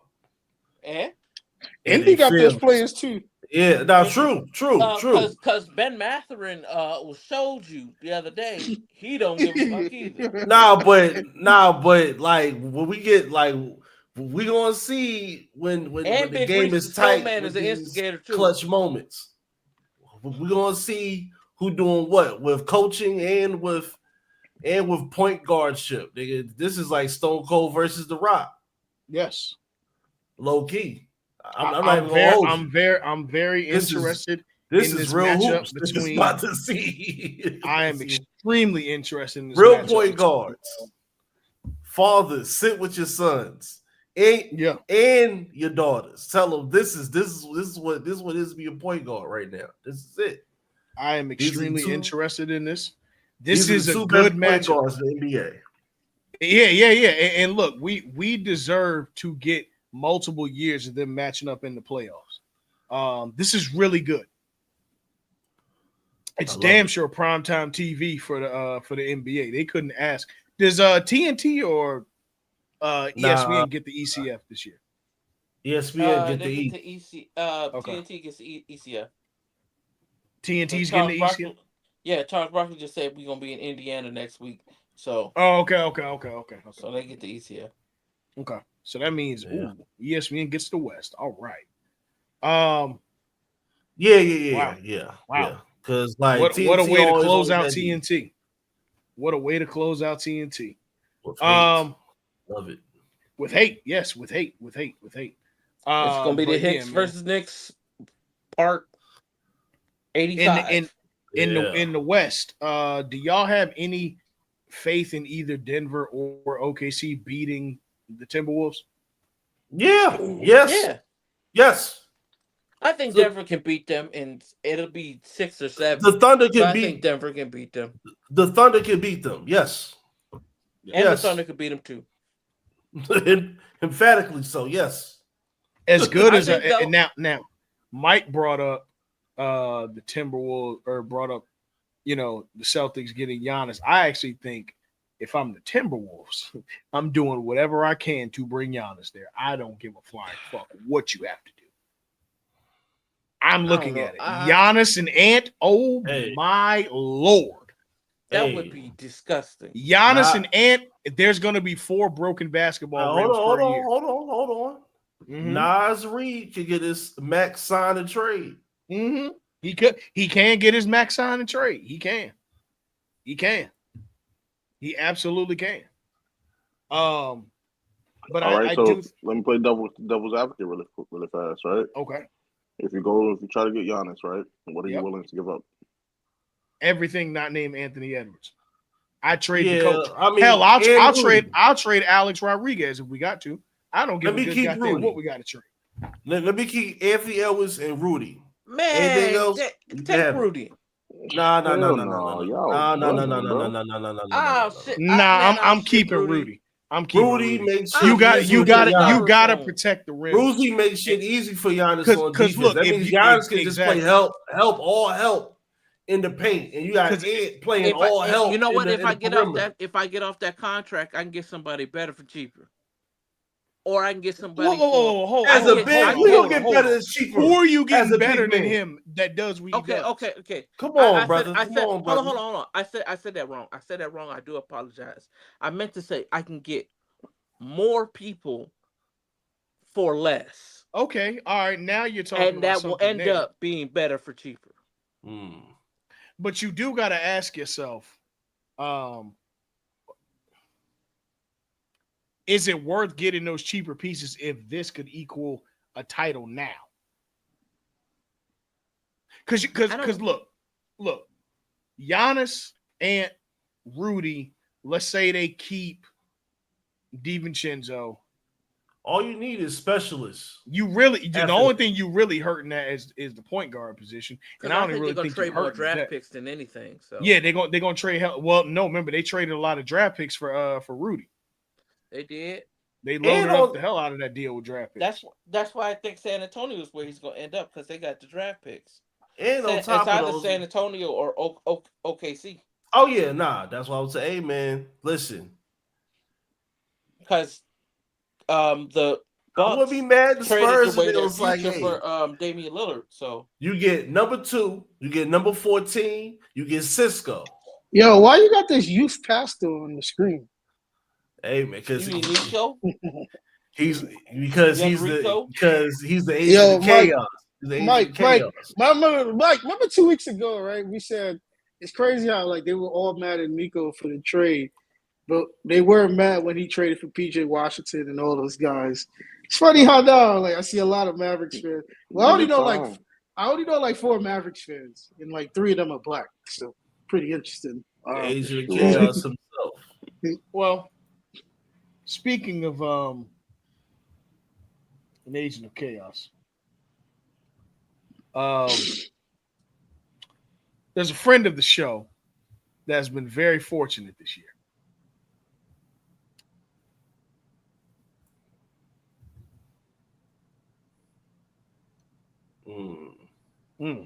What is who? You on mute, brother?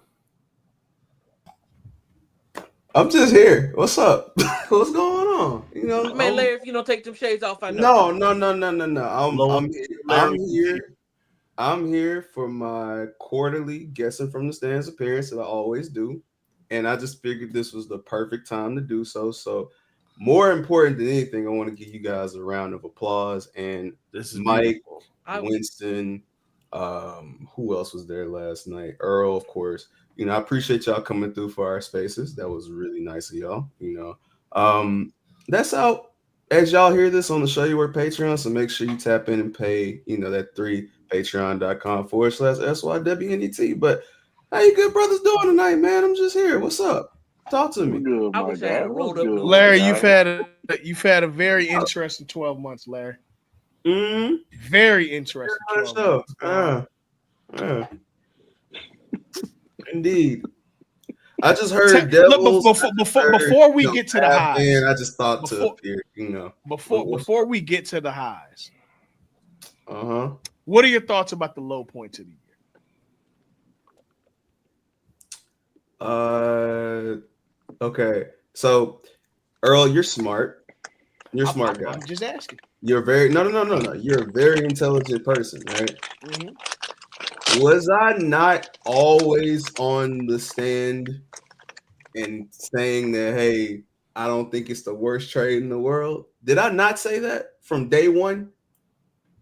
Did I not? You were one of the more sensible Mavericks fans, yeah. Yeah, because 90% of our fan base has not been here since the Jose Calderon days, or since Salah Mejri, or just insert somebody that you'd be like, damn, I didn't even know they had a Mavs jersey, like Vince Carter or somebody like that. So they don't know what losing looks like, because they're just bandwagon because they like Luka, which is okay. I mean, you have fans that are fans of players. We see it all the time. Roderick Boubois days. I have a question for you, Larry. I have a question for you, Larry. What's up? Talk to me. Is Luka Doncic still the best player in the world? Is Luka Doncic still the best player in the world? To be honest with you, the conversation has always been it's been no order. Joker, Giannis, Luka. That's always been the conversation. The last couple years, I've been on the stand saying, hey, I think Luka's the best player. If someone says he's the best now, I'm not mad at it. I'm still not mad at it. So I'm not staying off of that. However, no, I'm saying, do you think that he's the personally? Best player? I'm gonna be honest with you. This particular year, and not because he got traded or nothing like that, but just more so the injuries. Yeah. But this year, I feel like Joker has shown us that. Look, man, it was fun while it lasted, but it's the big man. Like me personally. Okay. But yeah. Mm-hmm. Okay. All right. But I'm not moving off of that just because he got traded. Like no, for sure. Okay. So now that we know that the bias is not there, this is just your thoughts. Mm-hmm. This is real shit. Let's get to the meat and potatoes of what happened yesterday. Mm-hmm. You take me off the Summer Jam screen. I want to see people's faces right now. I want to see. Because I know Winston got that hat on, so I want to see that. Right. Hey, this is a world premiere for Larry. This is the first time me and Larry were on the same pod when I got my hoop hat on. Yeah. Crazy hat. Crazy fucking hat. But go New York, go. No, you don't get to do that. Nope. I don't want to hear that from you. I put this hat on. You won. Your hat ain't got nothing to do with the Knicks winning the damn thing, bro. I'm sorry. Superstitions. Writings on the wall. I want to hear that. So let's get to the NBA draft. I think we all know the Cooper flag is going up. Do all of us know that? Because I feel like there's been a strong contingent of people that's like, yo, you should probably trade that for. Well, that's what I was going to ask you. Yeah. No, what do you feel about that conversation of trading that number one pick? Why would you trade a number one pick for a guy? Oh, all right. Let's rewind this back. You literally have been multiple people, right? In the last couple weeks. You know what I've heard? Oh, why is Cooper Cooper Flag should stay at Duke? Why is he going to the NBA? Because, if he ends up on the Utah Jazz, if he ends up on the Wizards, if he ends up on the Hornets, I don't know what he's going to do to succeed. I don't know all this stuff. Now that it's a guarantee that he's not going to these teams, now it's, maybe we should trade this person to go get, I don't know, Giannis or whoever they want to throw out there for this. I don't know what sense it makes to go get Giannis. As great as Giannis is, and he's still arguably probably the best player in the world. Fit on your team. Yeah. I don't think he fits on y'all current constructed team. No. Just in general. What sense does it make when you literally just got rid of your 25-year-old star? Talk about it, Pastor. To go get a 30-year-old Giannis who is in his prime, but now you got Giannis, Kyrie, and AD in this window. That's like this. Plus. That's who all 30 plus. Take Kyrie off that though. and you don't have a future to build around. Because Oh wait, no, you got to Hey, take you gotta Kyrie take out of it Kyrie because off not of that. next year. oh no, Not next year. half of a year. So Yeah. your window goes like this. So You why turn would I yourself want into the to? old Clippers. To Why the would I want to go and do that? Now I will Blake tell you Griffin Clippers. this: if my draft pick was like number 12 or something like that, then okay, maybe. But at number 1, why would I take the best? Nope. Mind you, everybody in the world knows this is the most guaranteed number 1 pick. We haven't seen a guaranteed number 1 pick like this since Wemby, and honestly, going back to probably Zion in 2018, where it was like this is a consensus number 1 pick. It was the entire year was what? Capture the flag, right? So now, why would you capture the flag and then give the flag away? For what? Just to say that you have Giannis and okay, would Giannis on a Maverick team be good? I'm not saying it would be bad, but if you're trying to build for your future, why would you give that away for Giannis? Let Here's the Giannis only thing I'll say go about somewhere else. But I'm sorry, I'm no. you know. Here's the only thing I will say about this number 1 pick. Mm-hmm. If this were damn near any other draft, especially the last 4 or 5 years, to me, Dylan Harper would be the number 1 pick. I mean, This is a situation where, just like Wemby, you know good and goddamn well who the number 1 pick is. And honestly, if I'm being real, who got number 2? San Antonio. San Antonio, you're on the clock. Milwaukee has the second pick. Yeah. Or well, yeah, technically Milwaukee is. I'm gonna address that too, though. I want to address the Milwaukee San Antonio thing too, because it's Milwaukee that. is. But we're gonna address that. But continue. Milwaukee. Look, bro. But the point is, this ain't brain science here. This ain't Cooper Flag been the number 1 pick for the last 3 years for the 2025 draft. It is what it is. It just is what the hell it is, bro. Now look, I still do think that Dylan Harper, to me, as far as pro readiness, is about right there. But and Ace Bailey is very intriguing to me. I think Ace Bailey's for sure going to be a star, but I think there's a part of me that also feels more RJ Barrett than I do. I wouldn't even say Zion Williamson, but Zion has reached the top out of those 3. He just feels a little more RJ Barrett and then a solid starter, unless that has all the intangibles. But I got to see him give a fuck about being a superstar. So that draft is going to be really interesting. But I do think that the good part about this number 1 pick for y'all is this puts y'all from the finals to the play-in to it should spell a good playoff run with a healthy AD right off the bat. Now, you are still in a win-now situation with AD and Kyrie, but Cooper softens the blow of if you don't softens the weight of expectations because you can lean on the fact of him developing. You go and trade for Giannis or go and trade for, I don't know, Joker, or just insert top guy here, whomever. I don't really care. But it puts you in a win-now situation with guys over 30, like you said.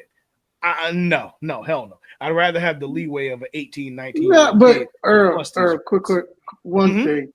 When Nico did that press conference couple weeks back, he did say they are thinking about a 5-year plan. They're not thinking about the future. As all teams should be. I think anybody, especially in this draft, this is a reset draft for the NBA. The talent that's coming out of this draft, this is 100% a reset draft for the NBA. This is good foundation. This is a great foundation. I want to address that. So, Mo Machine, what's up, bro? You said a 5-year window, right? Mm-hmm. Okay. At the time, I didn't say that. No. That was Nick. Said that. That was Nick. You said that you watched Nico Harrison say a 5-year window. That's what he said. That's on the record. Okay. Yes. So if you're already in a 5-year window, nothing changed. You have the same exact roster that you had before this draft, and you're only adding Cooper Flag. Why would you trade the pieces you have right now? Because as we've seen in these playoffs and just in basketball in general, what has been a lot of issues with these teams? They are top heavy, and these guys can't sit down. Overuse has caused injuries to these teams, and they're not able to go do what they want to do when we get to the playoffs. Because you just mentioned on this show, I'm gonna tell you what you said. You said that the regular season counts, and you're absolutely right. Because without the regular season, you don't get to no postseason. But if you are expending yourself that much during the regular season, by the time you get to the postseason or when it's time to matter and you blow out, then what are you going to do? I mean, Phoenix Suns is a prime example. Look at how they got all this far. And then when KD went down, it was curtains. All these different teams are having these issues where these guys go down. They have no one else to come in. So if you trade all this to go get Giannis, honestly, I'm gonna be real with you. I know that he doesn't have an AD level player, but you're literally going from a Milwaukee to a Milwaukee where you're going into another top heavy situation. Mm-hmm. And then what happens if Kyrie doesn't come back healthy? That's a possibility that you have to deal with. At least if you get Cooper Flag, you got the youth, you can sit there and you can manage your options versus you just going out your way and saying, hey, let's go get these stars and all that. That Miami Heat technique of how that worked and these guys doing this in the past, it don't work. The Clippers did it, didn't get a championship out of it. Brooklyn did it.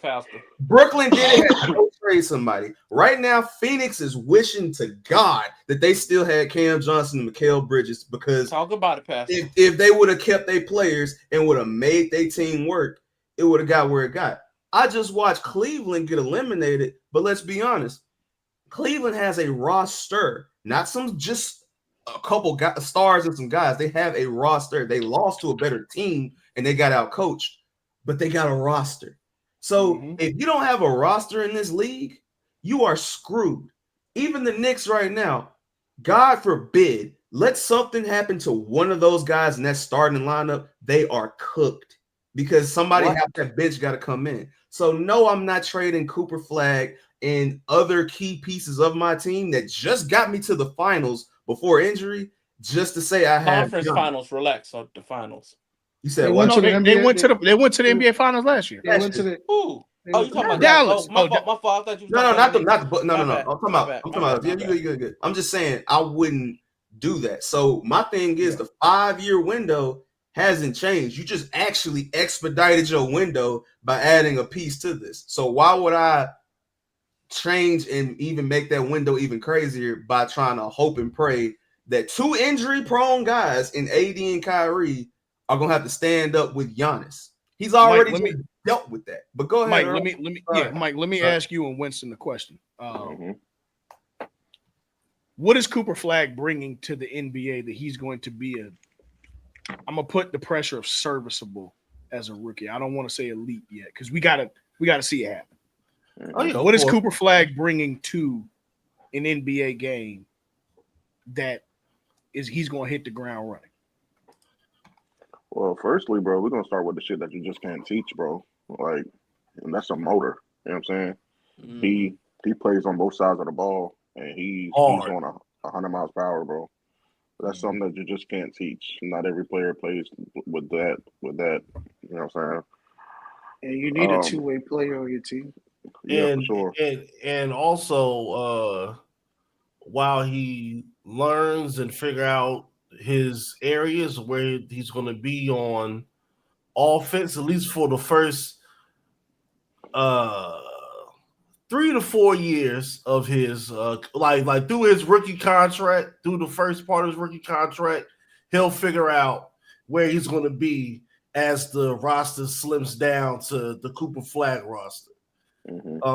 If everything goes to plan. But him coming in now is essentially Carmelo going to the Pistons. Yep. I was gonna say, I like this analogy. When I say this, maybe not offensively, but defensively, the fact that he knows the game enough, he's well studied about the game enough to figure out where he needs to be to matter on help defense. And also, as long as he's able to play 25, as long as he's good enough to hang, to really play at least 30 minutes a game, his first season, that'd be crazy. That I mean, in a good way. That'd be hard. But you could really get a good gauge of everything that he can do, because even on the second team, it's just gonna be him and Clay. So then he gonna figure out how to play with just another guy, just me and you. Mm-hmm. And then after that, Clay is gonna be at an age in the scale like, you know what? I'm gonna fucking school this young nigga. I'm gonna show him where to go. Go right there.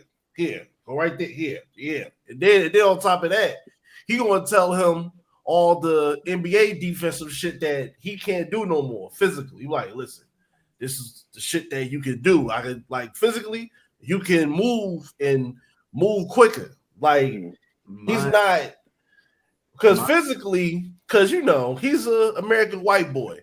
Physically, they bodies, even at 6'7", 6'8", is nothing on them is gonna be long. They ain't gonna have no wild long ass arms or nothing like that. But his skills that he already had since fucking high school, that's the shit that makes him bona fide number one. I genuinely think if it were allowed, he could have came out of high school. Oh yeah, now he may not have been a number one pick, but he for sure was a first round pick. Bro, he was a first round. Yeah, I watched the USA exhibition, bro. Yeah, I saw the USA exhibition. Bro, I watched how he handled himself in that, bro. Mike, this is another thing I want to add to the Cooper Flag conversation. He's bred for the NBA. Mind you, he literally is going to have Clay, Finley, Sham God, Jason Kidd, and you're talking about God. You're talking about a guy who literally is going to a great organization compared to the other possible potential places he could have been. But let's address something else too. He's also going to an organization that has veterans, bro. They have age. Most rosters don't have that, bro. If they do, they have maybe one person over 30. Yeah. And okay, this roster has like 6 or 7. Think about it like this too, though. Think about it like this. All right, that front court of him, AD, Lively / Gafford, PJ. You can't and you shouldn't want to break that up, because that's going to give you leverage when it comes to bench, rest, things like that. And on another note with him, as much as I love my guy, Luka Doncic, forever, what was the biggest gripe that everybody and their mom had about Luka Doncic? Defense. Defensively lazy. Larry, or I want to pose a option to you that I've been talking to some friends of mine that work in the basketball space today. Sure. Dallas trades the number 1 pick. Okay. Back one space to San Antonio for 2 and 14 and De'Aaron Fox. Can you put me on the Summer Jam screen? I'm asking. Can you run that back again? So Dallas trades the number 1 pick for 2, 14, and Foxy. Would you entertain it? That don't make no sense. My man asked for his ISO. There you go. He asked for his ISO. There you go. I want everybody to clip this on 3. 1, 2, 3. Get the fuck out of my face. I thought you were going with hell no. Me too. I thought well, okay. Now look at it. I'm gonna explain why. I want to hear your why, and I want to tell you the reason that was explained to me. Yeah. Would Foxy and Kyrie be nice? Sure. Kyrie, because you're not giving up Kyrie in this instance. But no, but Kai, you're in Foxy. You're getting not Kai, but you are getting Foxy, who has more years ahead of him. You got way more years than Kai. You're getting De'Aaron Fox. Here's the thing. Year 9. Here's the thing, right? Okay, I'm high on Ace Bailey, and I was gonna bring that up later. Mm-hmm. I'm very high on Ace Bailey, but this goes into my thing about that with San Antonio. San Antonio getting Ace Bailey and then using number 14 to get someone else, whether it's another role player, somebody to help their bench. I don't think that's a bad idea because, all right, for one, you already have Aaron Fox. You have the 2 last rookie of the years with Stephen Castle, and you also have Wembanyama. So if you add Ace Bailey, I know his whatever his real size is, whatever is a thing, but okay, in the same situation with Between Dallas, 6'8" to 6'10", I really don't give a fuck. hey, I don't man, care. hey man, like He 18, bro. I don't care. Hey, cool. You add Ace Bailey to the San Antonio Spurs, who I feel like, if anything, realistically, the Sixers may be calling the Spurs to go and get Ace Bailey because if you take Dylan Harper, you already got Jared and you already got Max. Tyrese Maxey, yeah. So yeah, they may be trying to find a way to go ahead and expedite the let's get rid of Paul George process. But no, you got 3 more years left on that contract, baby. No. So here, but what I'm saying is, I got a solution for that too. So there's somebody that will take that contract. I already seen you creating graphics. I already know you. Very sick. I don't know what that individual. That Brim is doing. Brims do something to people apparently, but I think that if you are looking at it, would I like another star guard with the Mavericks? Who wouldn't? But then you have to really ask yourself this question. When we have won and done things in the past, it was built off of a team that was a roster that was set from top to bottom, and it was players that knew their role and knew their position. I'm sorry to say, as much as I love Kyrie, and he only got so much time left anyway, but as much as I love Kyrie, Kyrie's gonna work better. And he got a player option after this season. He's gonna be sitting out. Yeah, because of his knee or whatever. I feel like player option. Hold on, Mo. Hold on. But if Kyrie does stay and all that, right? I feel like you're better off getting a role player. I.e., look at how the Pacers are set up right now. You don't have anybody that's going to take the ball away from Halliburton or mess that up. Because what was the main issue with the Mavs when they had Kyrie and Luka? Some days Luka has 35, and on that same day Kyrie has 13. Other days it's 20 and 20. Some days it's 40 and 14. It was never a true consistency in that. And as much as I like De'Aaron Fox, I don't want to run that risk again. I'm more fine sticking with a wing player that we have as a real fan base, not you fake ones, as a real fan base have been asking for since Chandler Parsons. So I don't want to give up nothing and mess up what we got.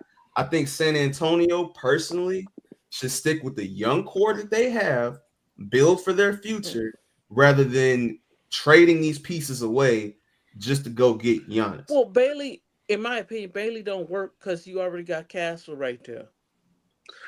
Let me stop you right there and tell you right now, Stephen. You said Castle? Yeah. Rookie of the year. Rookie of the year. Castle's playing the 2 position. Ace Bailey's gonna play the 3, bro. He gonna play the 3. Yeah, Ace Bailey 6'10". He gonna be the 3, maybe 4. He's not playing the 2. He's playing the 3. Yeah. So Vassell, so whatever. Figure out your bench minutes. 6 man of the year time, bro. You don't draft nobody at number 2 for them to come off. No, you put Ace Bailey at 3. You make it happen. I will say this. I don't hate the idea. I don't hate the idea with the talent that's front loaded in those first 4 positions. I don't hate it. Now you trade number 1, you get back 2-14, you get back a fix for this Kyrie situation, and you probably could honestly leverage more trading the number 1 pick. You could probably trade a future first or some shit like whatever the case may be. Earl, unfortunately, what you're saying right now is all null and void. Cooper Flag just came out about 25 minutes ago saying he's thrilled to join the Dallas Mavericks. So we should just put this conversation to bed. Oh well, there you go. But Oh well, like There you go. I never thought that Dallas ain't trading the number one. no, no, No, This no, was because, this like, was a hypothetical. that's the just what the media hypothetical- putting out. No, Dallas no, came that out was- earlier today and said that they're taking Cooper Flag Yeah, number like- one overall. Cool. You Yeah. know, Cool. I'll say this, Earl.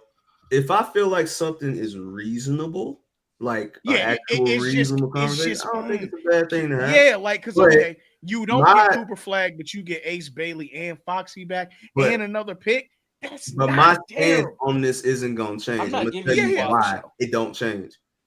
You've never won the lottery in your history as a franchise. You have not had a number one pick. Ever, yeah. Since You have Mark not had a Aguirre. number one pick. Since Mark Aguirre, Since Mark 1981. Aguirre. Thriller wasn't out yet. And also, he's the Off the first wall was major NIL first round pick. For him to already know this early, this is very NIL-ish. So that's interesting. It is very telling. It is very telling. one But thing that's I another wanna say- conversation for another yeah, but time. There's nothing to What do I want to with say about Winston, though, he's the only guy that's come out from the NIL system that was a guaranteed number one pick. Oh yeah, but true. I'm just saying, like, Nobody as far else has as been. just as far as just what the NIL effect can do for basketball as a sport. This is very interesting. And we're gonna see it next year with not VJ. No, VJ niggas is from gonna come out BYU. this year. No. What's the name from people from BYU? BYU. few of them. AJ DeBessa. AJ DeBest. Yeah. All right, What were you so saying, what I no wanna Mo? say- Go ahead, real quick. The reason why the Mavericks are going to draft Cooper Flags because you're getting a hybrid player that could play three positions, and on nights where it's going to be very interesting because of the Mavericks lineup. Because if we're just going on the track record of Anthony Davis, you don't know what you're getting, but you're going to get someone that could still fill that has a pro ready game. Because I see you kept saying Ace We'll Bailey. get 60 games out of him. Yeah, like you kept saying Ace Bailey has a pro ready game. Cooper Flag's been playing with pros, same as No. much as- I'm not saying the Cooper don't.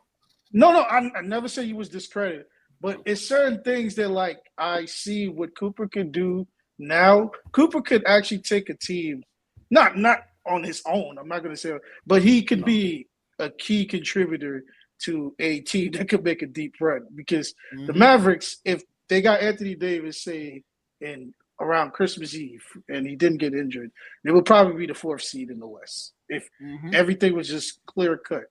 So picking up Cooper Flag doesn't like I know people are going to say it doesn't seem like it's going to work because I see a lot of people trying to challenge that. Yeah, they're but for what you're getting, because you get to move PJ Washington now, who could come off of the bench and play more pivotal role, and the defense doesn't stop when Cooper Flag steps off the court. So, matter of fact, it actually increases because you got a versatile defender who can defend the two, maybe even a big one like a Halliburton through the four. Yeah.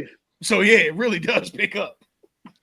Yeah. So I don't think they're going to trade the pick unless it's like you giving me like just Jesus or something. Yeah. But some swings. I mean, the right team got the number one pick. As the more I look at it, because Cooper Flags with San Antonio doesn't truly do anything. I'm honest. Like it's gonna be another 20. They have too. It's much gonna be wealth another. over there. Yeah, it's gonna be another 20-win team, and we're gonna be like, oh, give us 4 years. And I know we all feel like people like growing, but Cooper Flag is 18, and that'll be a good thing. Like by the time he's 23, he'll be more pro ready. But when I always believe when you're drafting a player like that, you have to put him with a bunch of 30-year-olds. Shout out to all my old niggas. Yeah. I mean, I'll just say this, and it's just simple and plain. No one had a problem with wherever Cooper Flag was going to go until they realized he was going to Dallas, and now it's all these hypotheses, theories, trade. The whole rig thing, like, come on, man. Come on. No, yeah. No. I don't. Hold on. I don't even want to address the rig thing because this is my thing on this. Again, everybody's only upset because on the surface, it's like, oh, they went and they got AD and all this, and now they're getting Cooper Flag. But let's address the elephant in the room. If Wembanyama, because I'm a counteract Mo, if Wembanyama doesn't get hurt, and if the Sacramento and Sacramento, trade with Fox and Fox doesn't have injuries, they're in the play-in. So if I'm literally adding better than the play-in. somebody like San Antonio situation, I'm not saying you're going to contend. I'm not saying that. What I'm saying is you're going to compete even better than you already were. Mhm. Let's be real about this. Dallas and San Antonio, and I'll even say Philly for real, do not need to be in that top 3 based on how the seasons went and all. They don't need to be there. The teams that should be there are the ones that literally sucked this year, like the Jazz, like Brooklyn, all the other teams that were literally tanking to capture the flag. Oh, Larry, let me throw you on this joke, man. They said for 70 games, they had the Utah Jazz playing Uber drivers to play, only to get to get out of the top 5. Damn, I fucked that up. Man, Yeah. the right team got the pick. Yes, that's true. Like, if we want to be realistic, if we want to, in a perfect world, the Chicago Bulls should have got the number 1 pick. But Josh Giddey hit a game winner that ruined their chances. In a perfect world, Cooper Flag was supposed to be a Bull. Yeah, but the right odds thing that needs to be explained in layman's terms to people. That's what people don't. But the right team got the right. So I could explain it for you real quick. It's like this. In short, let's say there are 100 ping pongs in that chamber, right? Yes. Yeah, it was 1.8% chance to win. The top 3 teams are gonna get 42 ping pongs distributed even. Mm-hmm. That's your top 3 highest odds. After that, it's distributed down by the percentages for that amount of ping pong balls.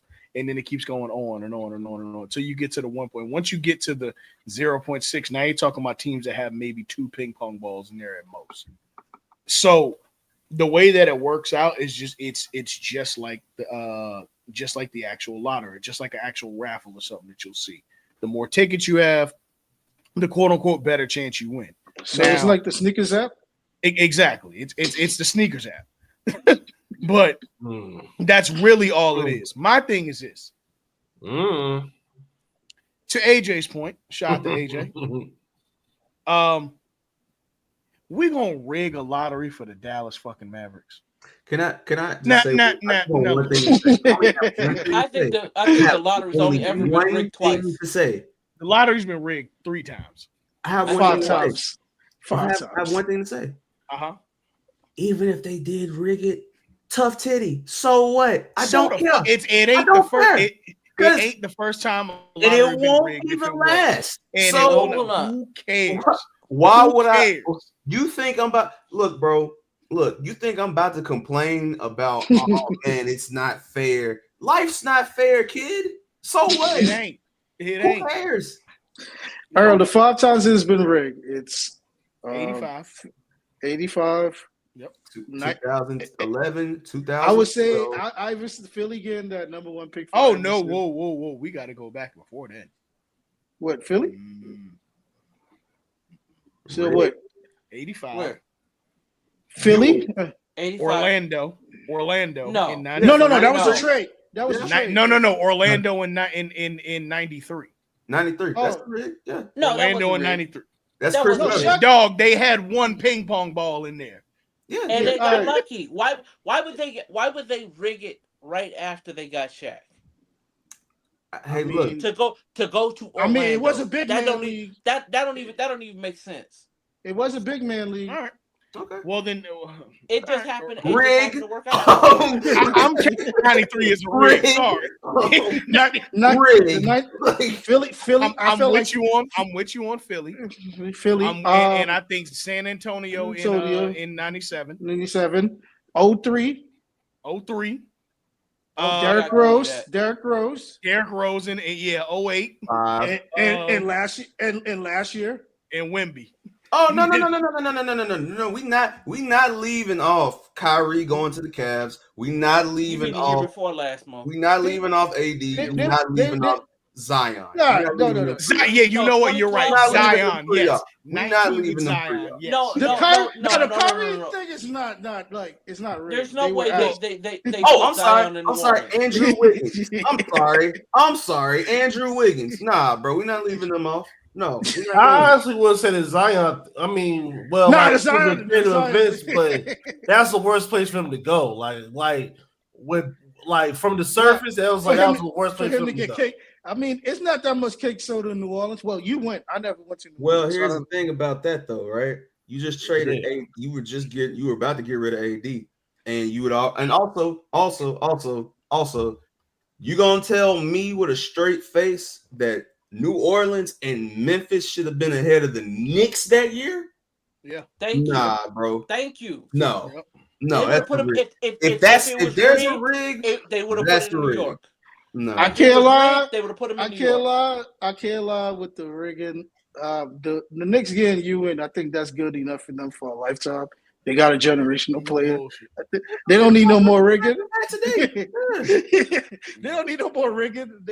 But I only bring that up to say that, bro, just because a team fumbled the assets that they had when they had True. a big like that, Mm-hmm. don't mean that in this false reality of rigs that like, hey, New Orleans got Zion and they ended up being the Beignet Clippers of injuries and woulda, coulda, shoulda. So It is what it is. What it is. Bro, are y'all watching this game, bro? Yeah, he I just am, hit bro. some Yes. shit. He just hit some Yes. shit. Hey, Joker on bullshit.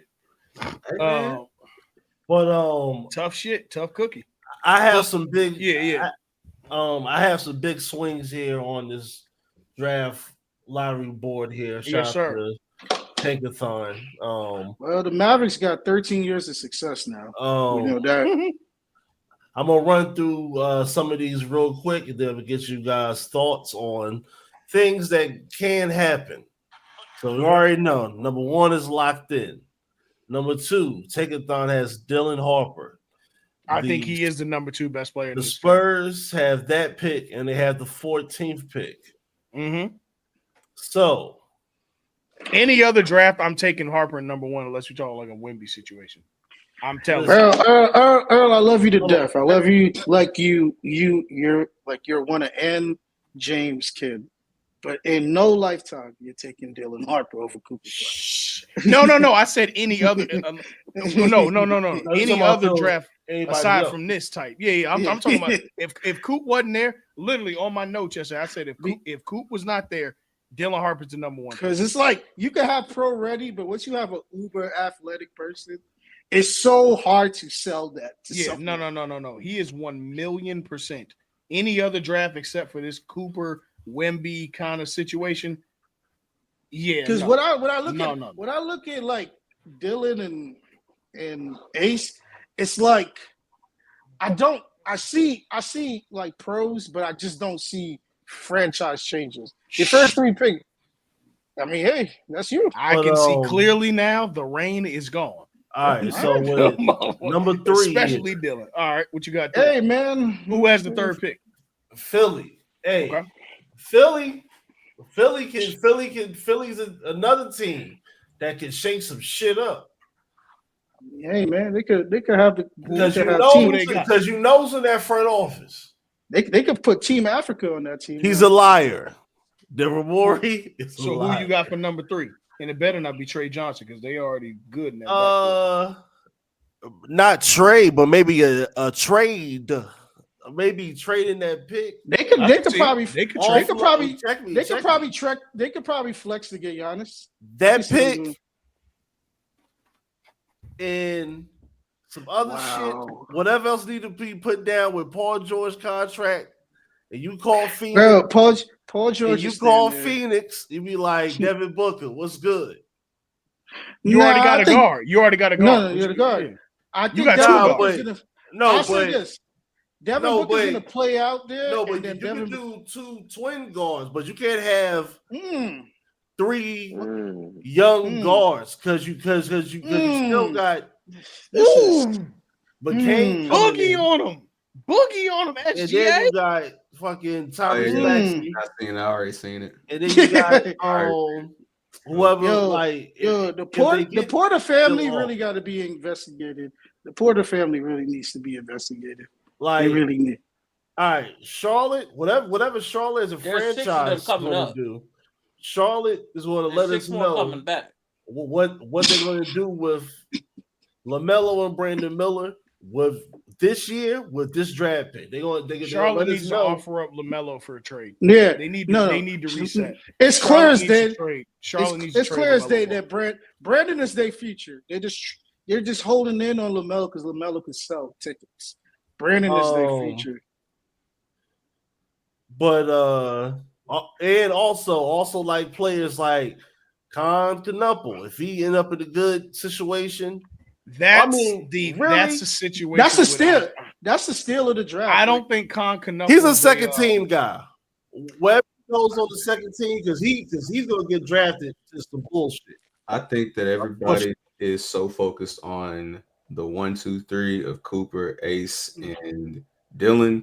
I feel like everybody is really sleeping on Edgecombe and Trey Johnson. They sleeping on Edgecombe and Trey. I Absolutely. feel like I think Philly should take Edgecombe. I mean, here's the thing. How tall is Edgecombe? Like, I'm just 6'5", I think, right? Like oh, nah. Yeah, I can't have got two. him right here. I can't Shout out have my Bohemian brother, but I can't have 2 6'5" niggas. Well, in my here's the starting thing. lineup. I don't Well, think. no, not Philly. I'm sorry. I had the Pelicans taking him. I just. Yeah, I mean, Him and DeJounte. I had the Pels Well, taking him. DeJounte ain't gonna be there for a while. DeJounte ain't gonna be there for a year. He out. Yeah, DeJounte's cooked. So, yeah, I just think that I think those two are the most slept on guards in this draft, and I think that these are guys that you want to add to situations. 6'5", Larry. He's 6'5". Yeah, I wouldn't add. Nah. I got it up on the screen right here. The everybody. Shit. Oh yeah, let me add it. Hold on, there it is. But I would add. This is a good pick because they're the net. Malik and Derek Queen as like Malikwak. Yeah, that's a like good pick for the Nets because what's his name is Claxton is leaving. So who? I can see both of them as like underrated. I think Derek Queen is underrated as hell. Who's the guards for Brooklyn? D'Lo and Cam Johnson. I'm gonna be honest. Cam's a 4. No. Who's Cam Thomas? D'Lo and Cam Thomas.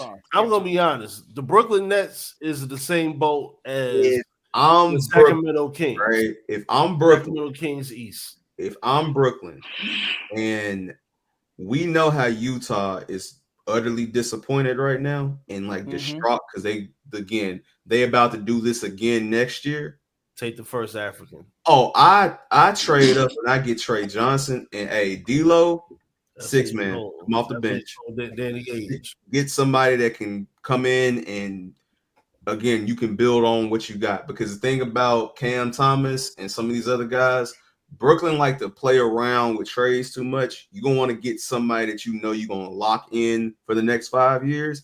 If Trey Johnson, Edgecombe, or somebody like that's out there, this is who you trade up and you go and get. I wouldn't play around with getting Malikwak because as much as you can get him, I mean, if you plan on keeping Claxton, which it looks like they may end up doing, then they letting Claxton go this year. This is he'll be a Laker.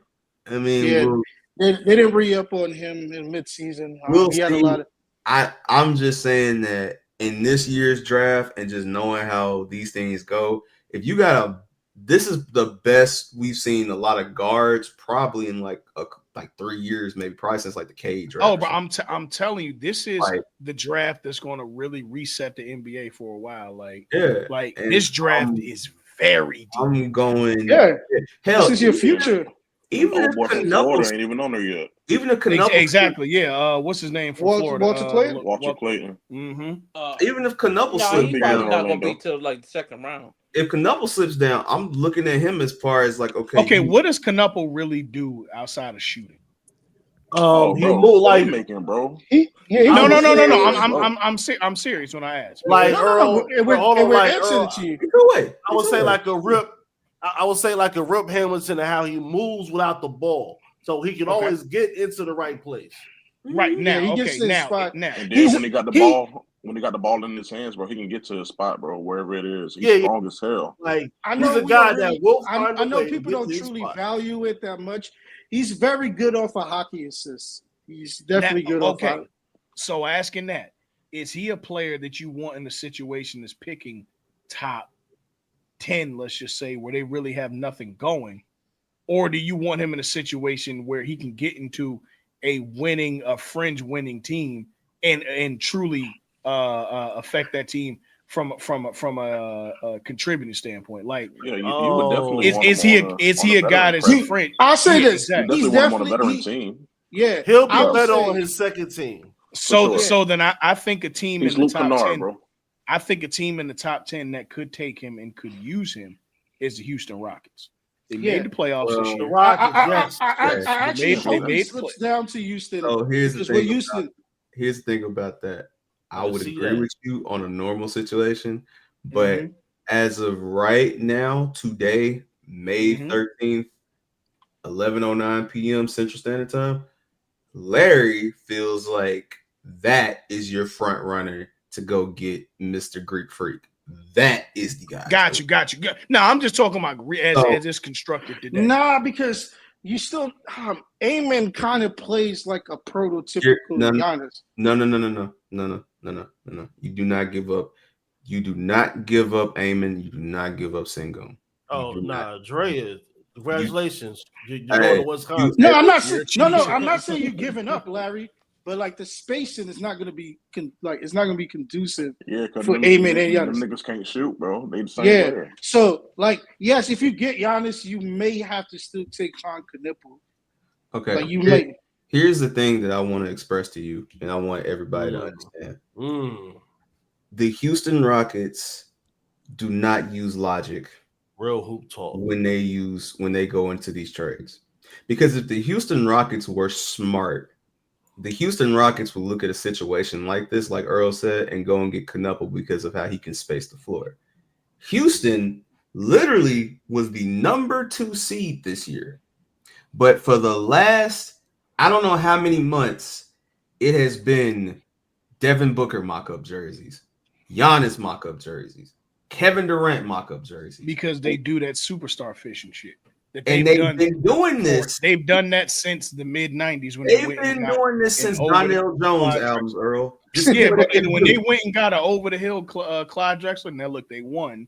But even they've been doing this. No, okay, I'll be honest with you. Clyde Drexler and what they did, I can't really speak to because they won. I can't say nothing about it. I'm saying I was 2 years old. I'm specifically talking about what I've seen since I've been watching basketball since 1999, 2000 for real. All right, they do this.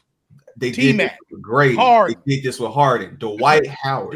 This is what Chris Paul, Rockets, Russell Westbrook. Let's not forget that. The Rockets do. No, you can forget Russell Westbrook. Hey, whoa! Russell Westbrook was all NBA and All-Star that year. Don't do that.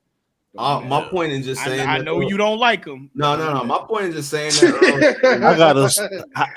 I got a super sick take that I'm gonna wait for the end before we get to your brim. Nasty. Yeah, because we about to close out. I'm saying that to say because I'm addressing what Mo said. Houston doesn't look at this as, oh, we need to build around the franchise. Houston looks at this like when another team in another market is like, hey, there's a lot. This is Texas, and we have to find a way to sway fans not to be Spurs and Maverick fans. What can we do? This is California. We have to sway people, Clippers. We have to sway people from not being Laker fans. New York, as Brooklyn, we have to sway people for not rooting for the Knicks. So what do? We go get all-stars and ticket sellers, even if they don't match what our team currently looks like. So is it what I do it? No, but here's another thing about Houston that is going to be important when they make these trades, because even if it's for Kevin Durant or something like that, this is the last year you're going to be able to get some shit off and trying to convince another team that Jalen Green is worth that trade. because he's shown us who he is multiple times. So I feel like this is the last year you're gonna get some value for him, value for Van Fleet, and whoever else is a casualty of that trade. But best believe the Houston Rockets will be either welcoming KD, welcoming Giannis. They're gonna be trading some of these guys for a player because this has been what they want to do.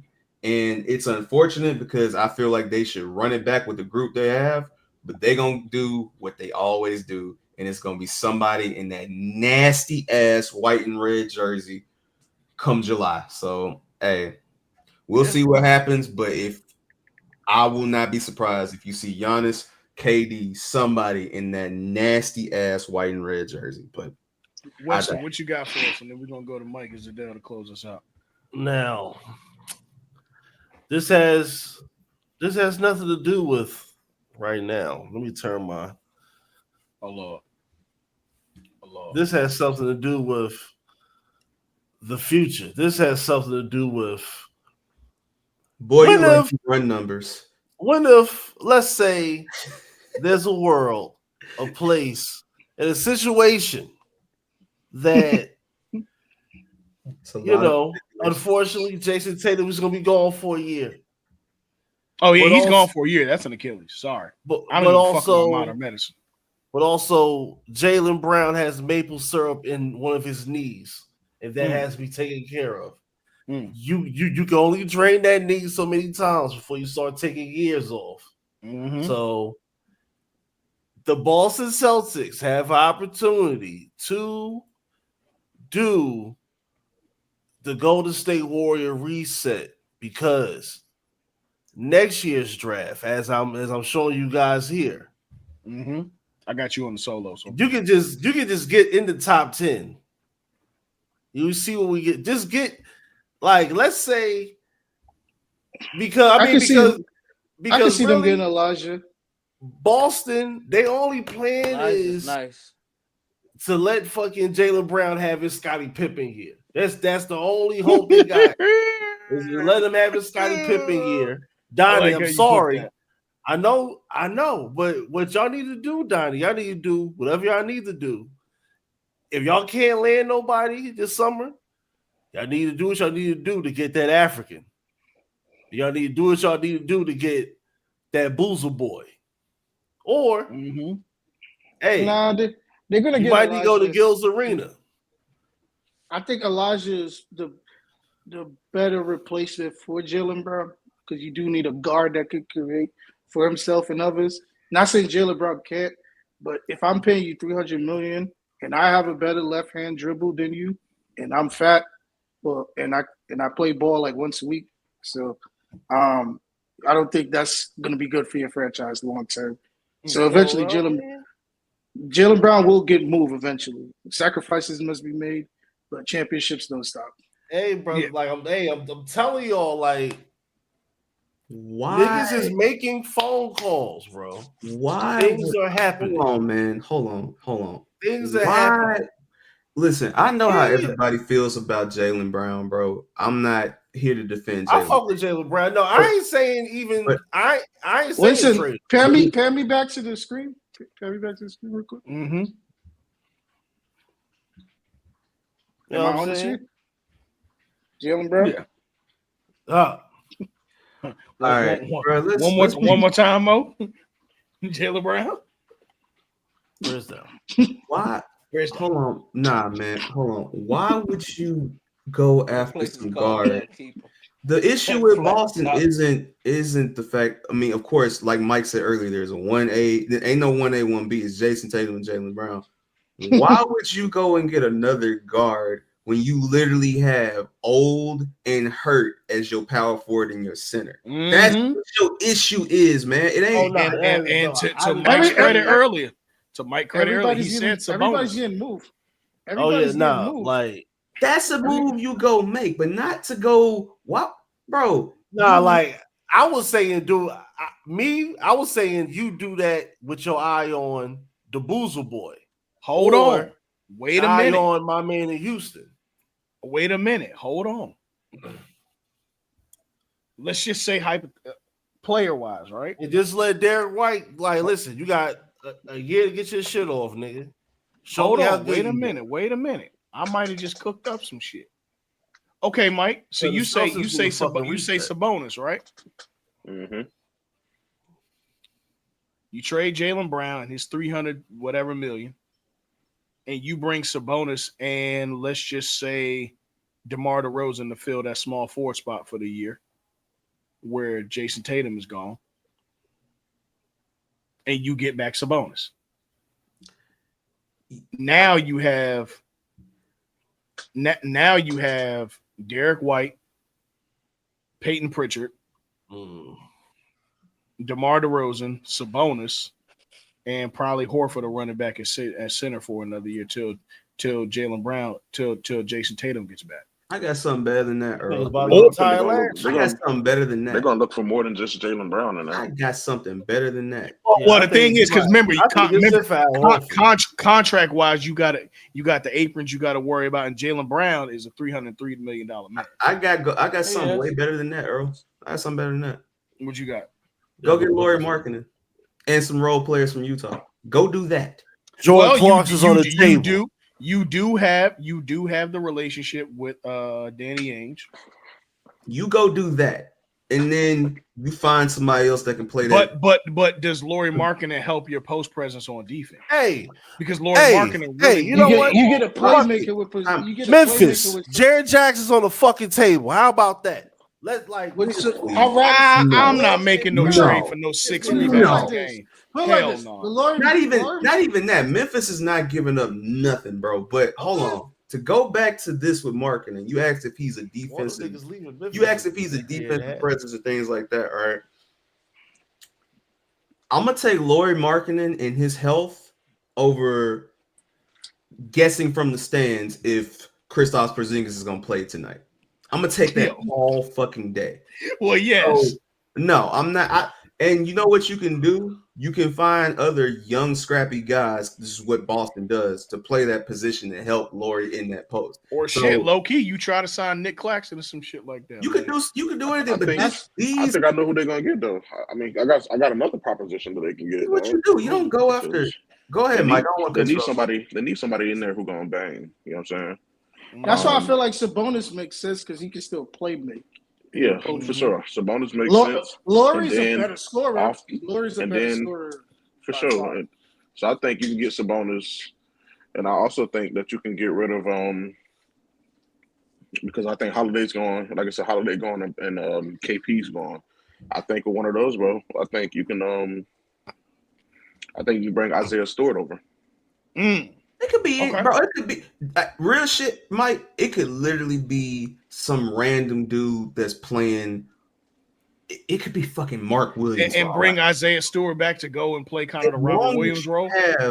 As long as you're still able to space the floor with what you already have guard wise, bro. All you're missing is a consistent front court player that can be there for your team. That's what their issue is. And I love what Al Horford has done for this league, but let's be real, bro. He's overstayed his welcome too, bro. It's done. So yeah, man, you gotta bring back Horford though. You said what? I can see bringing back Horford. Yeah, bring back Horford. Just lessen his minutes. That nigga might retire. Just lessen his minutes. Yeah. He only came back to do the repeat because he's serviceable. I think he said he want to do like another year or two. Yeah, man, I can see it. Man. Hey, man, if you can still check. Y'all heard it here first. Sabonis will be a Celtic.